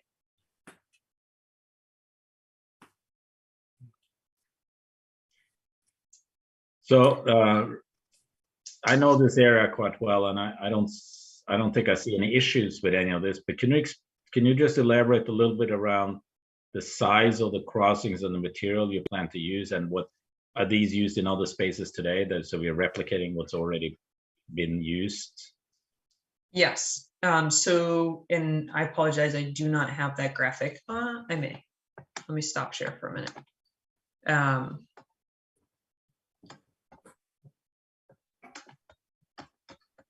It has been used other places, this specific crossing. And I apologize, I do not have that graphic with me. And the size of it, was that chosen because it's kind of standard, or is because it's needed because of the type of use we're proposing here? So it has to do with the use. The idea was making the again, the inception of the idea was based off of equestrian use. But beyond that, it does allow for a wider route, in which case the commission could consider more accessible planning associated with that trail. So in the future, maybe adding crushed stone or something like that. I'm not saying for this property, but talking about that crossing and why that was proposed. But I mean, these trails aren't that, simple, right? There are a lot of, they're narrow, they're rocks, they're roots, so it's not, you got to be a decent hiker or decent walker to hike them. So I can understand for horses that you might need a little bit better bridges, but otherwise, I don't know why you need such wide. Yeah. For just one example, so the number 2 there in the lower left-hand corner, that was done with the hope of actually supporting these other user groups. And unfortunately, that was not a successful, it was a different type of crossing than we had used previously, and that was not successful. So that is definitely a location that needs to be replaced and could be an area that would allow for these user groups to access through the property. And that actually provides connectivity through over to Bear Hill Road, where there's limited crossings as well. So there are areas that could support that. Just to note as an example. Yeah. And yes, the length of these crossings is dependent upon the span. So as you see in the images provided as well, it also shows the length of what exists today. And then that is reflective within, depending on the grade on either side of this other material that is being proposed. Okay. I personally don't need a site visit. I think this is good as proposed. Okay. Other commission members, thoughts, questions?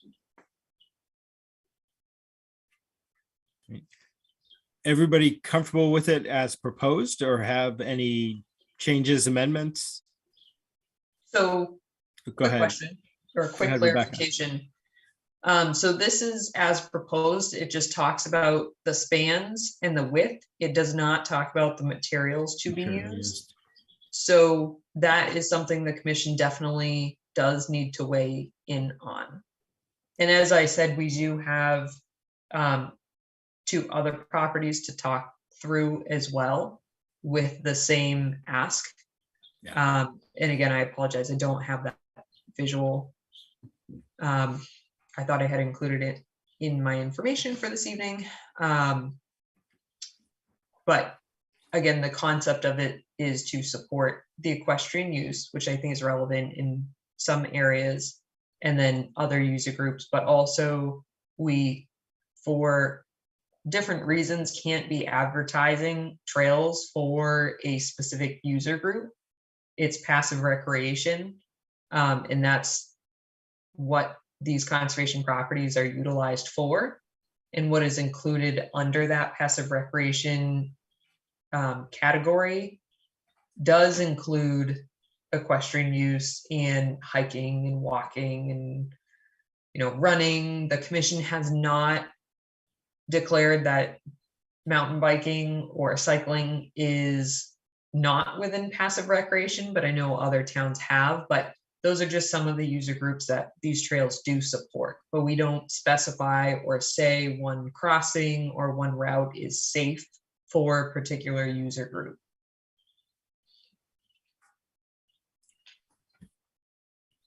All right. The horse bridges proposed, or originally proposed, do we know what they are made of? They are made out of a synthetic material. It's like a thick plastic. And I don't have the, let me see, actually, if you bear with me for one moment.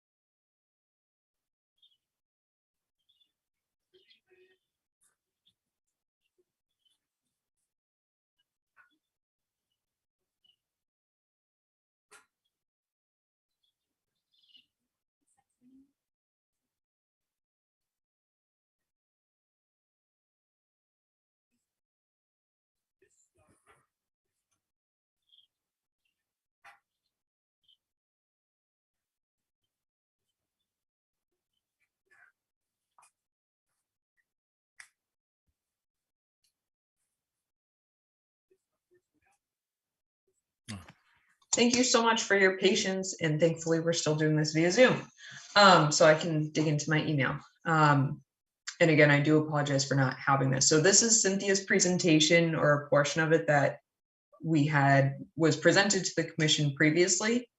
So the original proposal was including, so utilizing stream crossings. It's this specific fiberglass reinforced polymer material. Whoops.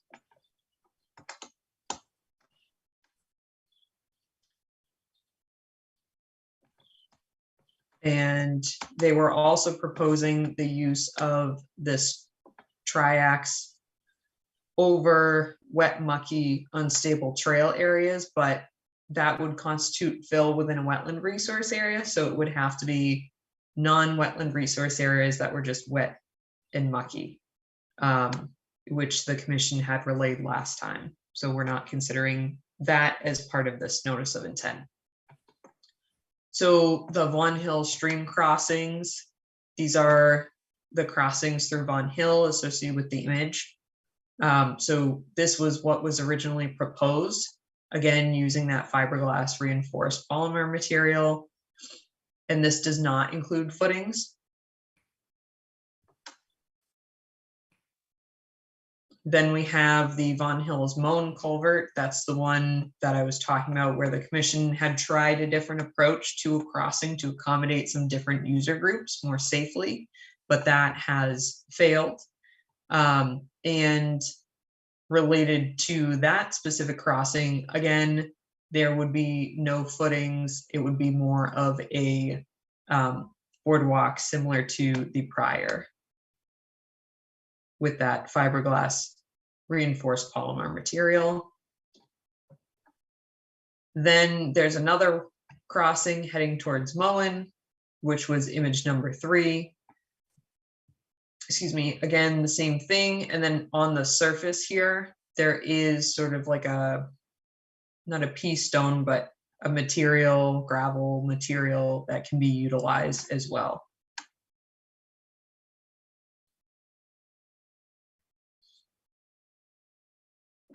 Then the Von Hills Beaver Pond to the right, same thing, replacing this with this material. So we're looking at the same for each of those. Again, the Von Hills Moen stream crossing area using the fiberglass reinforced polymer.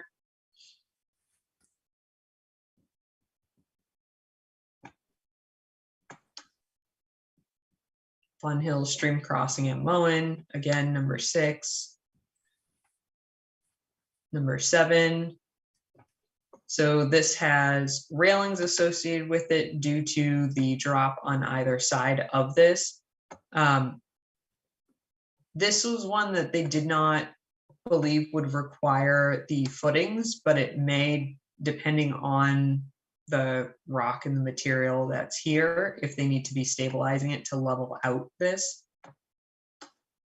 And again, no vegetation is proposed as part of this either. So those were the multiple for Von Hill. Let me see if I can pull that back up.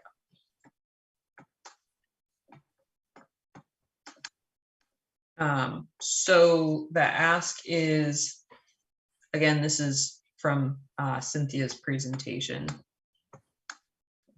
So thank you, Cynthia, for the visual.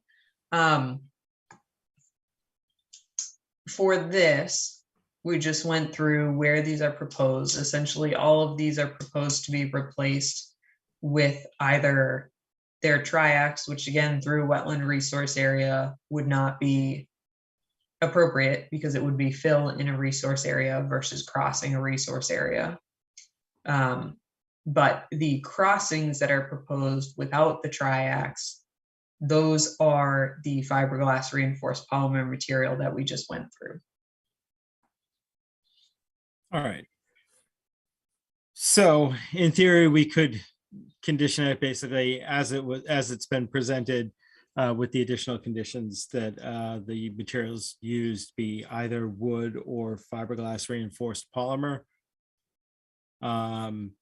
And also that if any footings are required, that they use either sonotubes, or what was the second thing DEP had suggested? Helical pilings.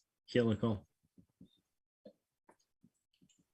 So yes, that is possible. But if the commission wanted to go, you could make that vote and then just through each image say one wood or fiberglass reinforcement polymer, because what's going to result is I am then going to bring this, whatever the commission approves or does not approve, I would bring back to the Trails Committee, and if we get the grant funds, then we would be moving forward with this. Or we'd be looking at, do we have the materials now to be conducting this work, and scheduling to be conducting this work. So we would need to know what materials are to be used where that the commission has approved. So if you're saying either or, and we get out to the site and it's, less expensive as wood, but it doesn't necessarily support the interested groups at this time. So the commission needs to weigh on what each of the crossings can be. And if you're comfortable with each of them being the fiber reinforced polymer as proposed, that is fine. But I just want to be clear that the commission does need to establish what they're to be made of. I'll put it out to other commission members as well. I think I would be comfortable with an either or, and almost leave that to the discretion of the Trails Committee as they're going through to do this, what they think is best for a certain situation. That's just me though. Other commission members have different thoughts. Want to go through each bridge? Not sure if anybody has strong feelings one way or the other. I would be okay with that, Brian. Okay. All right. It seems like we would all be kind of fine with that, Rebecca. So I think that said, I'd like to make a motion that we close the public hearing for the notice of intent for Von Hills Conservation Area Do I hear a second for closing? Second. All right, all those in favor, starting with Emily, Aye. Lori, Aye. Bill, Aye. Paul, Aye. Jillian, Aye. and Rebecca, I'm an aye as well. Okay. I would like to make a motion that we issue an order of conditions for Vaughan Hills Conservation Area with the following, as drafted and presented at this evening's meeting, with the following additional conditions. That the materials used for any of the bridges or crossings be either wood or fiberglass reinforced polymer. And that if any footings are required for the installation of these crossings, that those footings be placed using either sonotubes or helical pilings. Do I hear a second for that? Ryan, sorry. Yes, go ahead, Emily, please. Do we need to condition that the triax should not be used in any resource areas? I think we're not giving permission to use triax at all by saying either wood or fiberglass Oh, reinforced okay. polymer. Okay. I just want to make sure that's, yeah. Okay, so do I hear a second for the original motion? Can I ask one more question? Where Please are they do, cutting yes. before they get in there, or is it being cut when they're there with Great question. where if they're Everything, cutting? so the bridges are typically cut and then brought into the pieces are cut and then we bring them And then into brought in, conservation okay. areas. Mhm. I was told that the same will be the case for the fiberglass reinforced polymer material. I will say during that same discussion, an individual had relayed that they would be willing to use their tractor or Kubota, and I don't think that that is appropriate for conservation areas to be utilizing that where motor vehicles are prohibited, Mhm. specifically where these are narrow trails and not wide enough for a vehicle. Well, also, if you're cutting, you always get shavings of some sort. So that's if they're Yep. not cutting wood, if they're cutting the plastic, where are they cutting it? Yep. So they'll be cutting that. Prior. It's been relayed to me that they will be cutting it prior and then bring it in, but maybe that is something to include as a condition. Okay. So we can Thank you. stick that as an additional condition.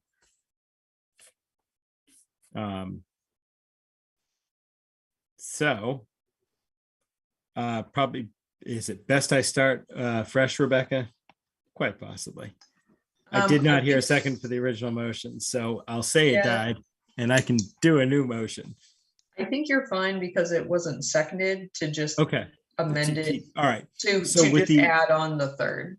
Yeah, the additional condition that in areas where fiberglass reinforced polymer is used, that any cutting or fabricating of that material would be done off-site and the pieces transported and assembled on-site, so that no cuttings or shavings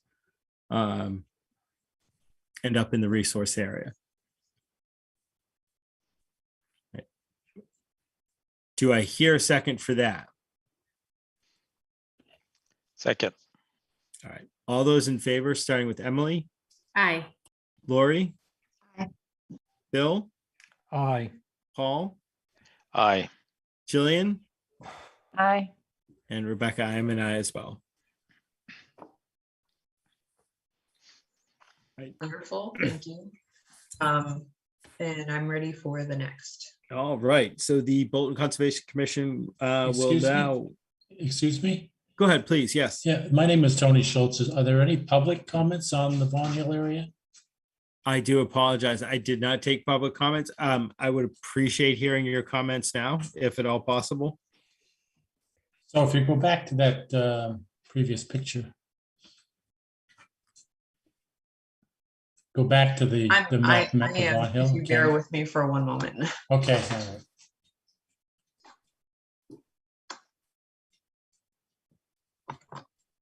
So a couple of comments. The Beaver Pond crossing, the one that's in the middle and the bottom, I had thought that the property that's next to that area was private and they didn't allow us crossing there any longer, although I haven't been up there for a couple of years. Has that changed?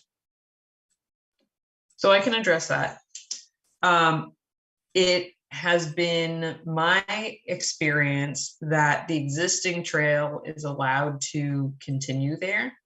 That would be you're absolutely correct that that is privately owned, and that is something that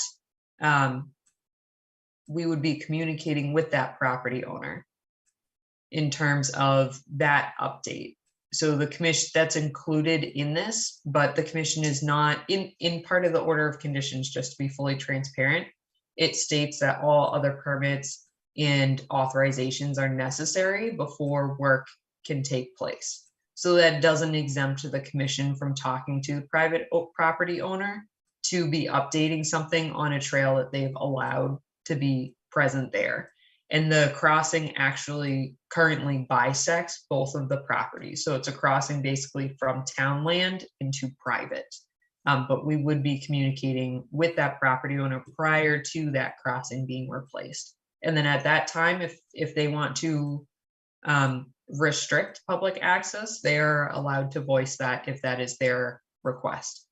Okay, I mean, the last time I was up there, there was a sign that said, no one's allowed through here, but like I say, it's been 2 years since I've been up there.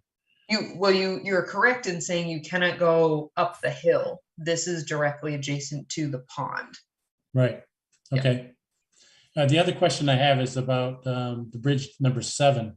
I understand, I know that's a high bridge and you're going to put railings on it. Will the railings be wide enough for the horse? Or, I mean, horses are we have a horse that does go through the area here. So I would suspect that that bridge is going to be fairly wide then. Again, the spans are based in, as you heard, and you're probably in communication with the individual that basically had incentivized the original idea to be installing bridges that may support equestrian use. None of these bridges or crossings are advertised for a particular use. As you know, when you enter a conservation area, it's at your own risk. That's why it allows only passive recreation. But to address your question about the railings, I believe the original proposal for that regarding the width and the length and the ability to support a specific use was keeping equestrians in mind. Okay, and just another note on the width. I mean, there's nothing on any of these diagrams that shows the width of any of these crossings. Here again, I'm concerned more with the ability of ATVs to use these things. I wouldn't want to see an ATV in there or ATVs, rallying around Vaughan Hill so they could ride. So we need to restrict the width. Yeah, we already restrict motorized vehicles. They're not currently allowed on conservation properties. Same with dirt bikes as well. We haven't really ruled on pedal bikes, but any motorized vehicle or bike is not allowed on conservation areas. Yes, I know there is a pedal bike that does go off, come off of Vaughan Hill every couple of days. So he uses it fairly frequently. So yeah, I just wouldn't want to see any of these bridges wide enough for an ATV. Sure. I think the commission appreciates those insights, and as our chair just stated, motorized vehicles are not allowed on conservation areas. I think we maybe get a report of some sort of motorized vehicle once a year and we address it immediately and we don't have issues for the rest of the year. At least that has been the case in the past, and that's on areas that are not even close to wide enough to be being used.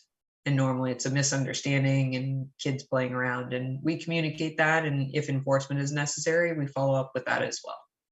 But appreciate your concern as well. Okay, thank you very much. Mm-hmm. Thank you. I'm sorry I didn't ask for your comments earlier.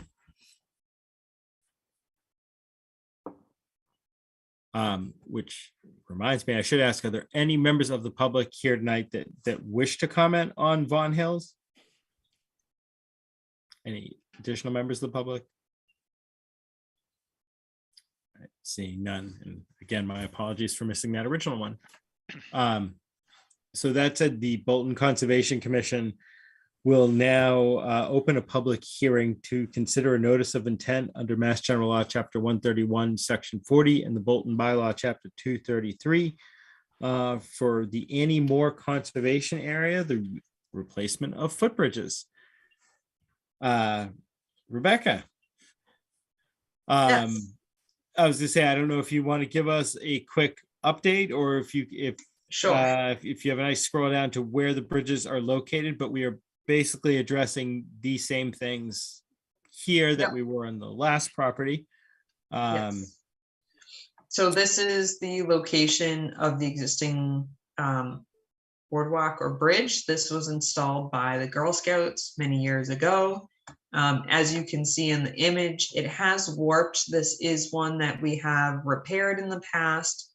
But again, the mindset for this was related to the inception was related to the being able to support equestrian use or other user groups that may require a wider pathway or something that's a little bit more supported. So here we have what is proposed.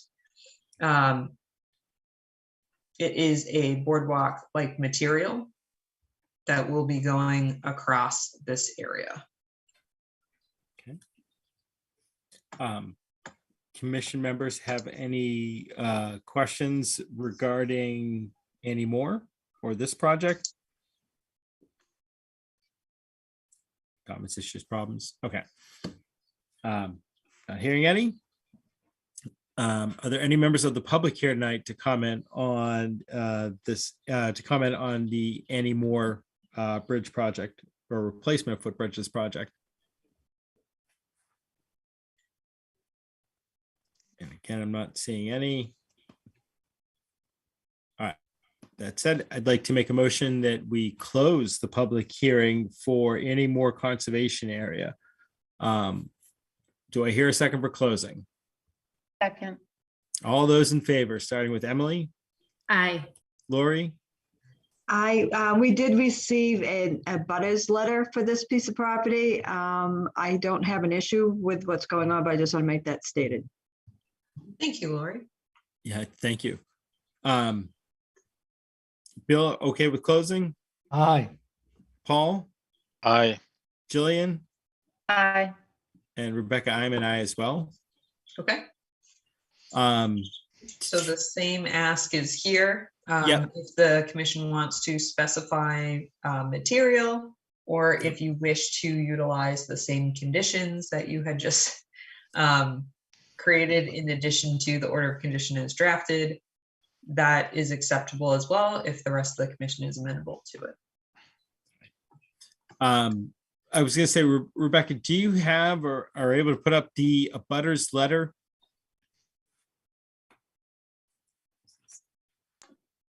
I just want to get it on the, I appreciate Lori noting it, but I'd like to get the actual letter on the. If you bear with me for one moment. Absolutely.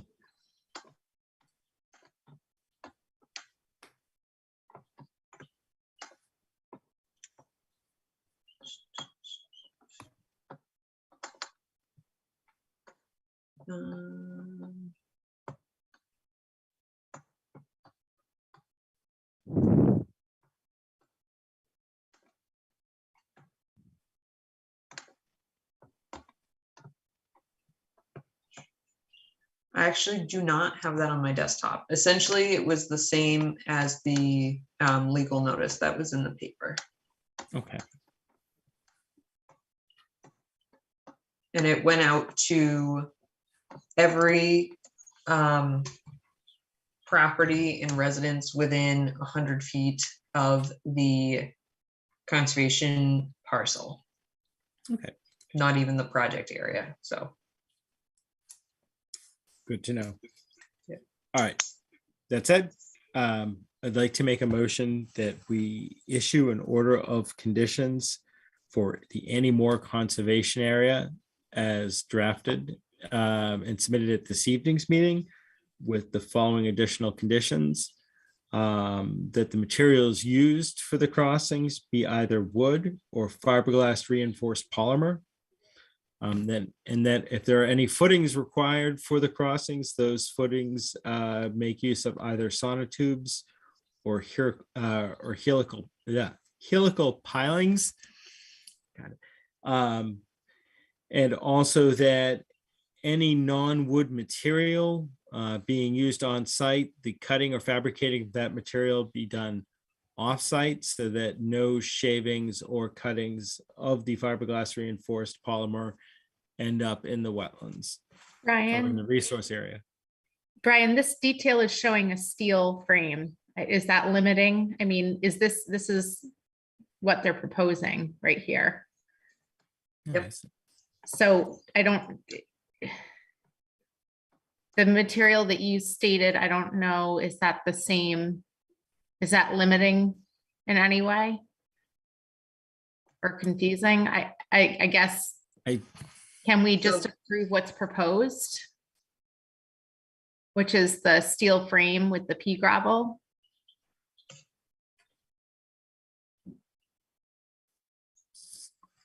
I think you could, I'm trying to think. I think saying I think it's as proposed and then highlighting the FRP, because that's what the FRP board, the fiberglass reinforced polymer boardwalk, that incorporates the, excuse my hand motion, sorry, that incorporates the entirety of what was originally proposed versus just the material. Okay. And where they're saying or wood, I think you need the steel, and I think it's tied into that fiberglass reinforced polymer. Okay, so maybe we could say system, fiberglass reinforced polymer system instead of material, because I just don't want it to be limited to that one material. Sure. You need the steel to build the frame, right? I'm just thinking, if it's too specific, maybe misleading. Sure. So I can, hasn't been seconded, so I can amend it to say that materials being used be either wood or a fiberglass reinforced polymer system. Right. Do I hear a second for that? Second. All right. All those in favor, starting with Emily, Aye. Lori, Aye. Bill, Aye. Paul, Aye.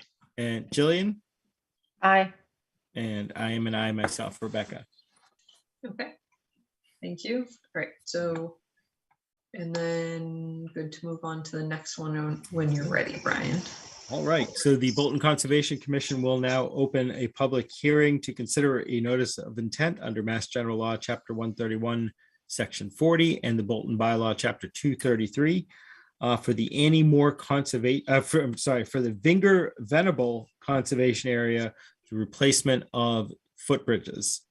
Rebecca, do you want to give a quick update on this? Sure. The quick update on this is actually that there was an investigation to have an additional crossing down further away from this crossing that's pointed out here.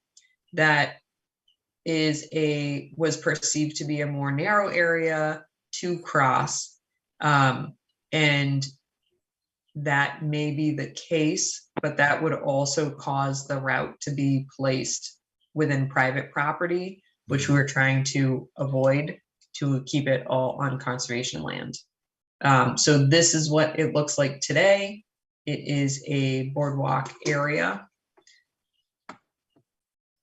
And let me scroll down here.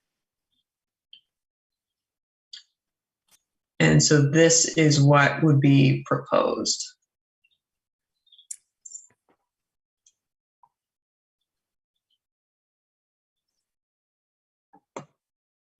So again, moving slightly upstream, keeping it on the town-owned parcel.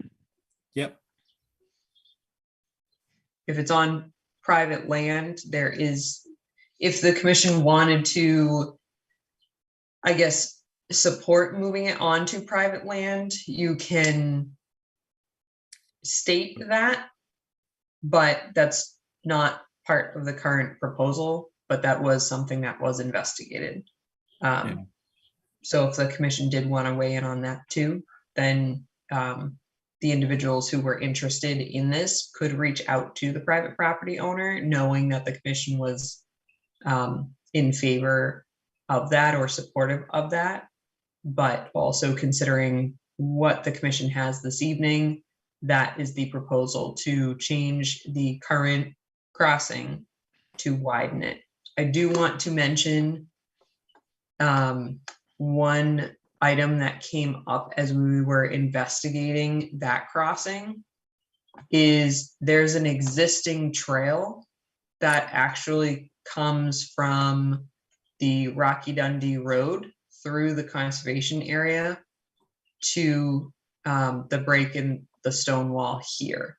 So that's why this first crossing is not included within that within the proposal, because if you are familiar with the property, this is also of similar material and structure. So therefore not supportive of this specific user group. Right. Personally, and I'll put it up to the commission, I'd prefer just to keep it on public land for now. I think that just avoids problems down the road.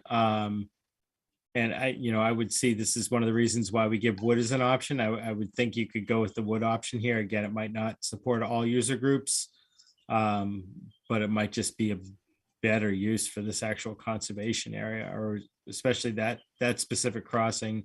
If we are, and again, I would go for trying to keep it on just town-owned land.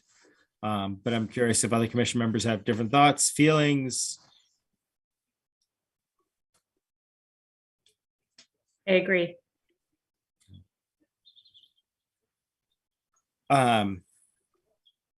Rebecca, Yes. would I need to not so much add that into the conditions, but if we're looking to approve the order of conditions as drafted, I need to amend that section to say, I was going to say, does it say either or in the draft? Regarding the movement of the route? Yeah. So there's two, I apologize for not being clear. There's two movements that I was referring to. One is, or three options. One, which you've removed from the table, which is the crossing across private property. So you don't need to take that out of the draft. Okay. The draft leaves that open as to whether you're leaving it in the existing location and replacing it within that area, or if you are moving it up through conservation land to a crossing. So that's shown in this image here, where that boardwalk would be, and you'd be leaving the existing crossing for pedestrian traffic. Does that make sense?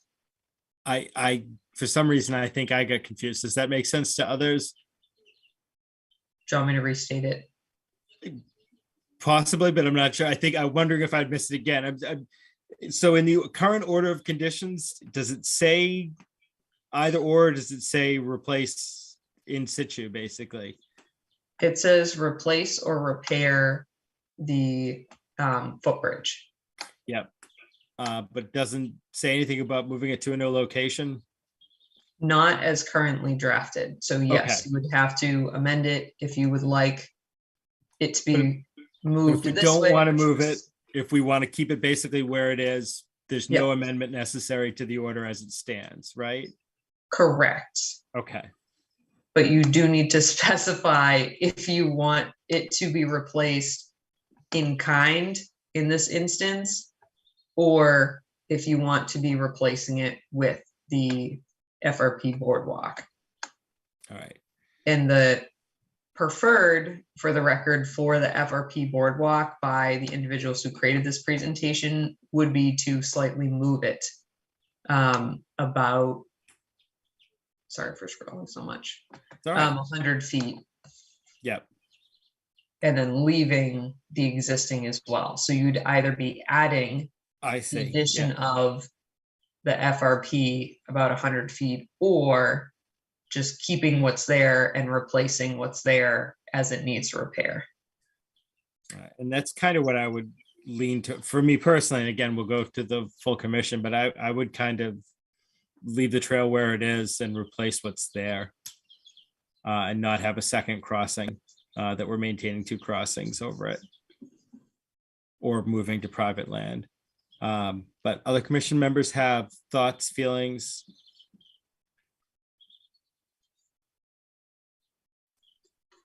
Okay.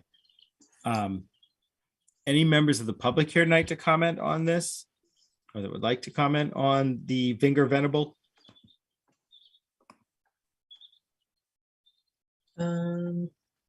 I see Tony has unmuted himself.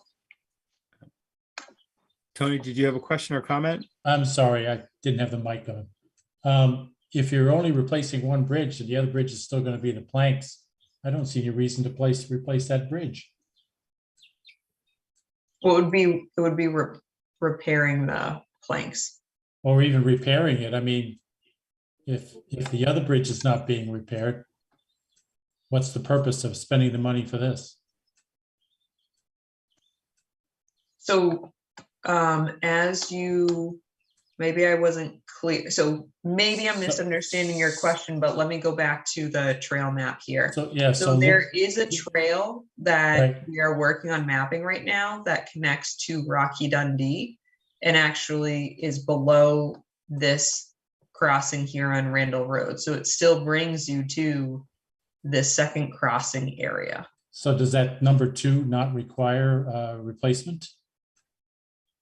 That's is that not new? being considering at that time. That's just under a typical, when it needs to be replaced, we'll come forward with an NOI for that. But at this time, just repairing planks going across has been sufficient, where it hasn't substantially changed the footprint at all. Okay, Where I just misunderstood. I thought that was a similar bridge to the one we see in the picture. You are So- correct. So the reason why in the picture and this area is being considered was due to connectivity of that user group that inspired the replacement and repair of these crossings to hopefully support in some instances that user group, or similar needs from other user groups. And this area required either moving or installing a new crossing to allow for that use to continue, because they were looking at connectivity from Rocky Dundee to Randall Road over to Berlin Road. Right, I Where just they- didn't understand if bridge number 2 supported those, the equestrian folks or not. If it doesn't, then I don't see any reason to change this bridge. Okay.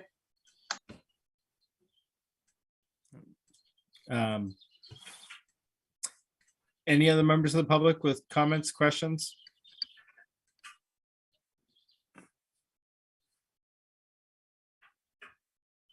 All right. Any members of the commission have any additional comments, questions? All right, I'd like to make a motion that we close the public hearing for Vinger Venable Conservation Area. Do I hear a second for closing? Second. All those in favor, starting with Emily, Aye. Lori, Aye. Bill, Aye. Paul, Aye. Jillian? Aye. And Rebecca, I'm an aye as well. All right, so I'd like to make a motion that we issue an order of conditions for Vinger Venable Conservation Area as drafted and discussed at this evening's meeting with the following conditions. That the materials used be either wood or fiberglass reinforced polymer system. And that if Any of the crossings require footings, those footings be made of sonotubes or helical pilings. That any synthetic materials or fiberglass reinforced polymer systems being used on site, any cutting or machining of those be done off-site so that no shavings end up in any part of the resource area. And that for Vinger Venable, the current trail alignment be maintained and replaced rather than being moved or creating a second crossing. Do I hear a second for all of that? Second. All right, all those in favor, starting with Emily, Aye. Lori? Aye. Bill, Aye. Paul, Aye. Jillian, Aye. and Rebecca, I'm an aye as well. Great, thank you. I was sadly not at our last meeting, so I will be abstaining from voting for our minutes. But I We will. have one more agenda item. Oh, I'm so sorry. Oh, gosh, what am I doing, Rebecca? I'm sorry. They've been waiting here all night. I patiently. know, I'm so sorry. All right, so the Bolton Conservation Commission will now open a public hearing to consider a request for a certificate of compliance for 580 Main Street, DEP file number 112-0701.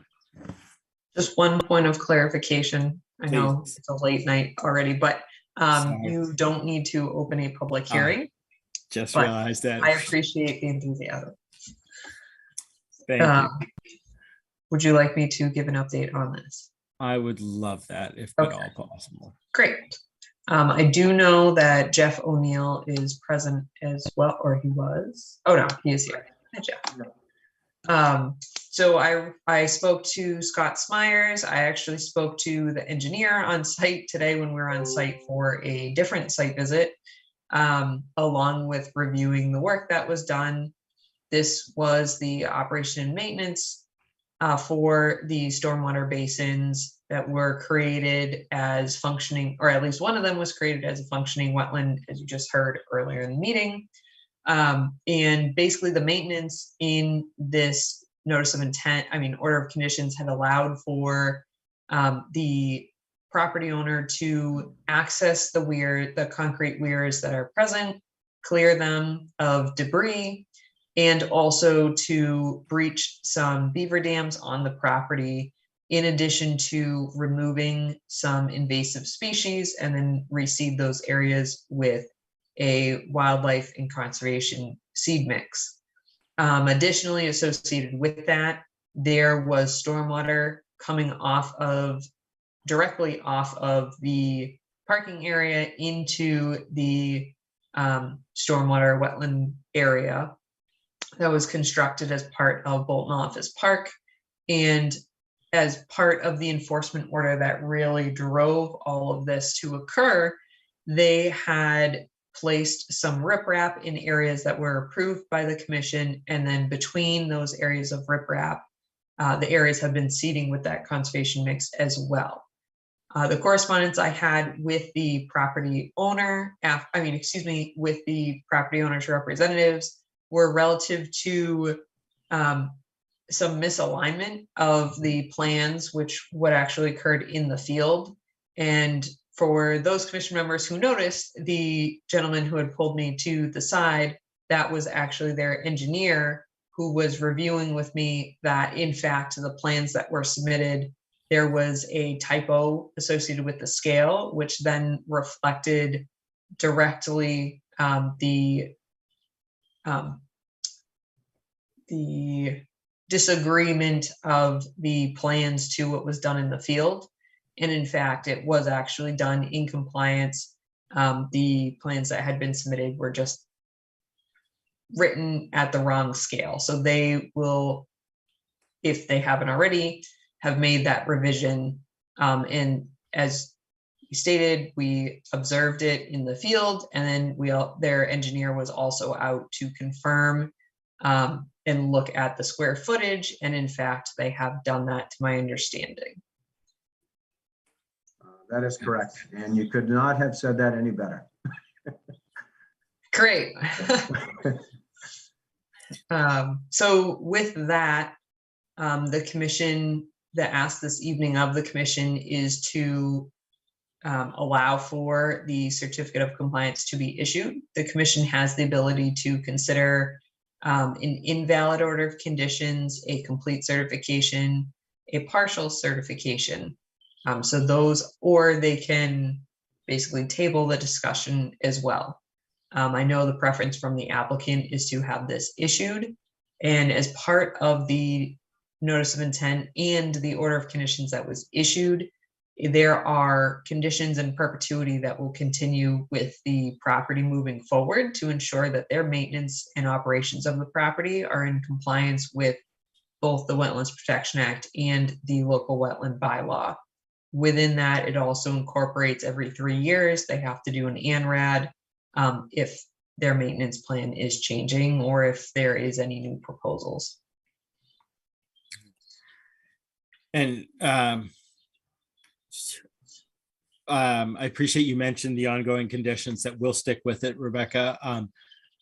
Other than that, to the best of your knowledge, have they met the conditions for the certificate of compliance? And I'm curious if were there growing seasons or anything that were associated with that?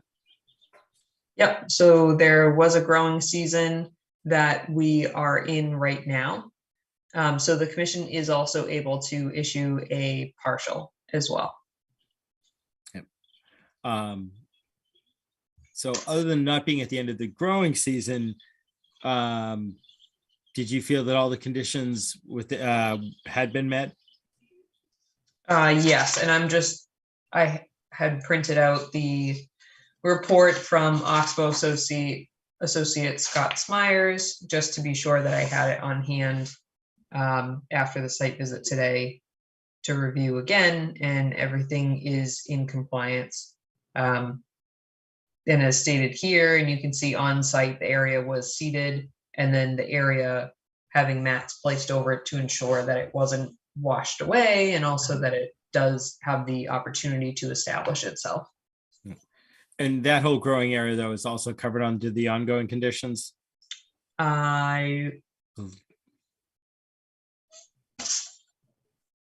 don't have that in front of me, but I can certainly review that. So the order of conditions and the document as drafted is just taking all of the, which I don't have in front of me, and I apologize, takes everything that says is a condition in perpetuity and all the information from the order of conditions and puts it as part of the perpetuitous conditions associated with the certificate of compliance in an attachment that will be associated with that document. It will be recorded at the registry of deeds as well. All right. If the commission wishes to issue. Right. I'm fine with issuing a full COC this evening. But I'd be curious, other members of the commission, if they prefer a partial, if full, none. I'd just like to hear others' thoughts, feelings.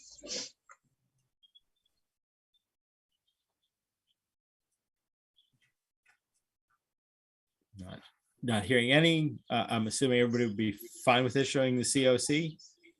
All right.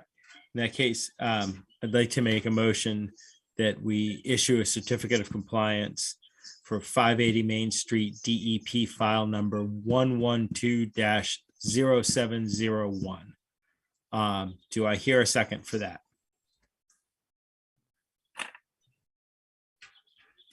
Second. All right. All those in favor, starting with Emily, Aye. Lori, Aye. Bill, Aye. Paul, Aye. Jillian, Aye. and Rebecca. I'm an I myself. Wonderful, thank you. Thank you. Thank you, Jeff. I will be in correspondence with you. No problem. Thank you. Have a good night. You too. As I was saying earlier, I will have to abstain from the vote on the minutes from our last meeting, but I'm hoping everybody had a chance to read through them. Did anybody have any edits, comments, changes? Brian, I was not able to attend either, so I will abstain. Okay. Everybody have a chance to read them. Anybody need any more time to read through them? In that case, I'd like to make a motion that we approve the minutes for our April 19th, 2022 meeting as drafted and discussed, or drafted and submitted at this evening's meeting. All those in favor, starting with, I guess, Emily, Aye. Lori, Aye. Bill, Aye. Paul, Aye. and as mentioned earlier, Jillian Glasshouse and Brian Burby will both abstain. Thank you. And actually, to note, at the next meeting, I will have the April 5th meeting minutes on the agenda because we did not have a quorum from that meeting present to approve them. And I apologize, I forgot to put it on this agenda. Do you want me to run through the other items quickly? That would be wonderful. Okay. So the May 4th Von Hills Conservation Area from Woodside Drive Trail Workday has been canceled. That was coordinated with Worcester Dental District. They only had 2 volunteers sign up, unfortunately, due to some schedule conflicts. So they are taking another route of providing some support to one of the town properties. And I also let them know that we are always looking for assistance on our trails. So even if 2 show up, that's fine. On May 5th, we will be starting work on the Century Mill Estates open space trail through the conservation restriction. That is starting at an easement from Century Mill Road, following up along the stone wall into the large 100-acre open space. And the long-term goal of that would be to connect to the Danforth Falls Conservation Area in Hudson. So we're just starting that work, and actually that trail day is associated with the Neighborhood Outreach Project, which we received a small grant for that provides networking opportunities for the Spectacle Hill and South Bolton Road corridor, which is the project area for this grant round, which will end at the end of May. So the other item is the guided trail walk, which will be held Tuesday, May 24th at 12 p.m., starting at the Von Hills Conservation Area. The trailhead will be updated at our next conservation meeting, but also you can find related information on the town website under the conservation page. We are working on our MVP projects still. So we are looking for the feedback related to the presentation of the meeting at our last meeting. If you weren't present, please review the video because our consultants were present to provide a great overview of the project thus far. I will be sending out the matrices tomorrow as well. It's a big document, but I do appreciate any and all feedback, no matter what it is, on that document as we look to finalize that aspect of the project. Our volunteer land steward position is still open. You may have noticed I skipped over the update for the enforcement order on John Powers Lane because I wanted to pull up a file to read from. So with that, the update on 3 John Powers Lane, which is the area that there was extensive alterations to multiple resource areas under the Wetlands Protection Act and the local wetland bylaw. We received the proof of contract from the fence company, between the fence company and the resident located at 3 John Powers Lane. And in that document, it states work to start no later than the first week of May 2022. And then the information in terms of what is to be used. The date is really what was relevant to the commission. So I would anticipate by the next Conservation Commission meeting, well, the Thursday prior, that we will have an update that provides more insight as to what has been accomplished during this week, which is the first week of May. We received an update from the wetland resource specialist, some stating that he had reflagged the wetlands with the plan as reference, so the final plan that was approved as part of the subdivision. not much has changed within the wetland resource areas there.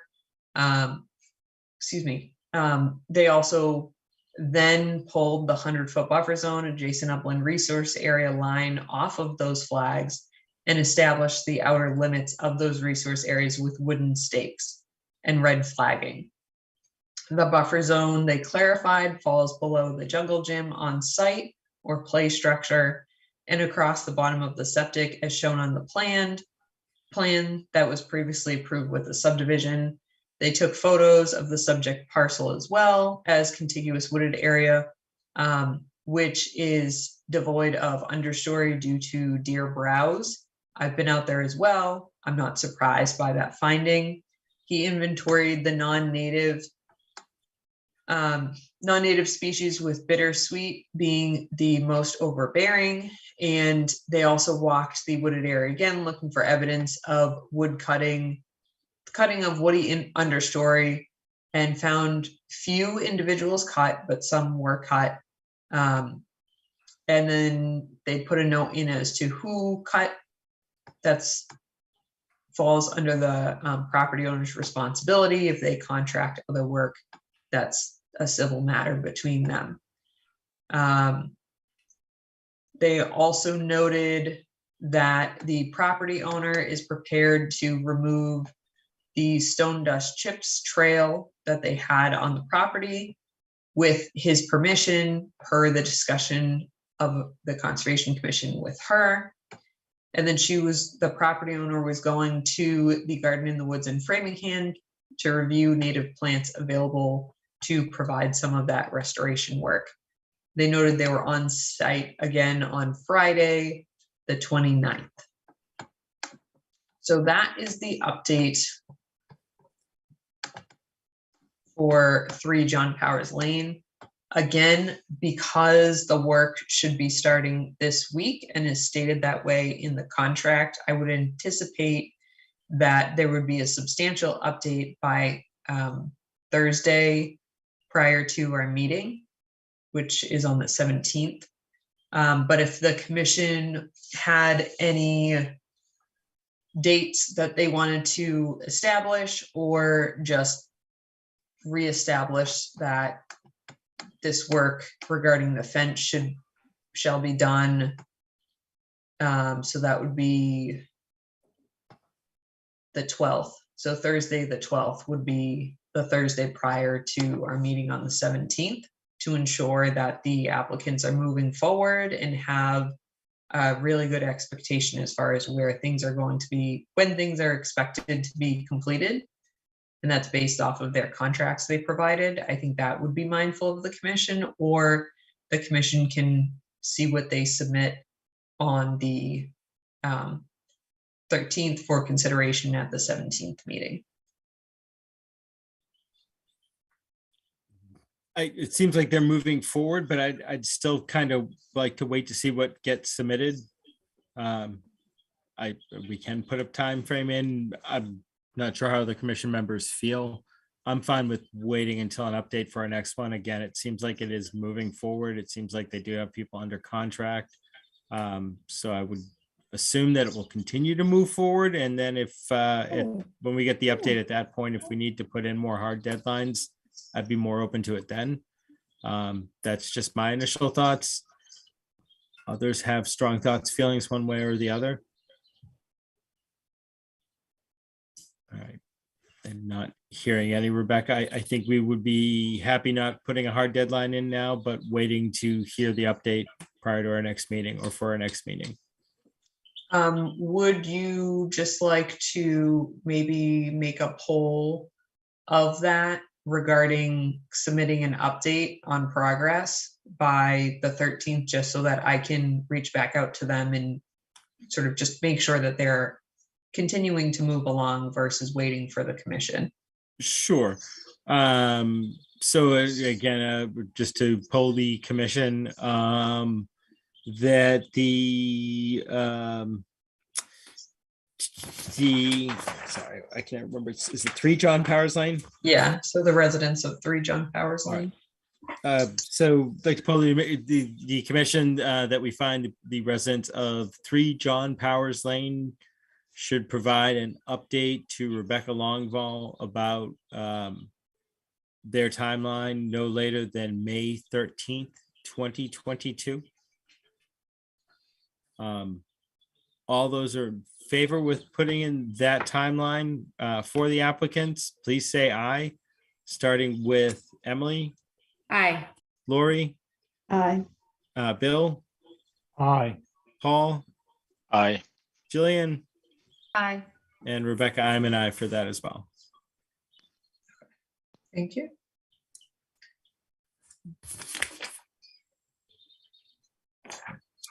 Any additional updates? All right. Commission members, any new business?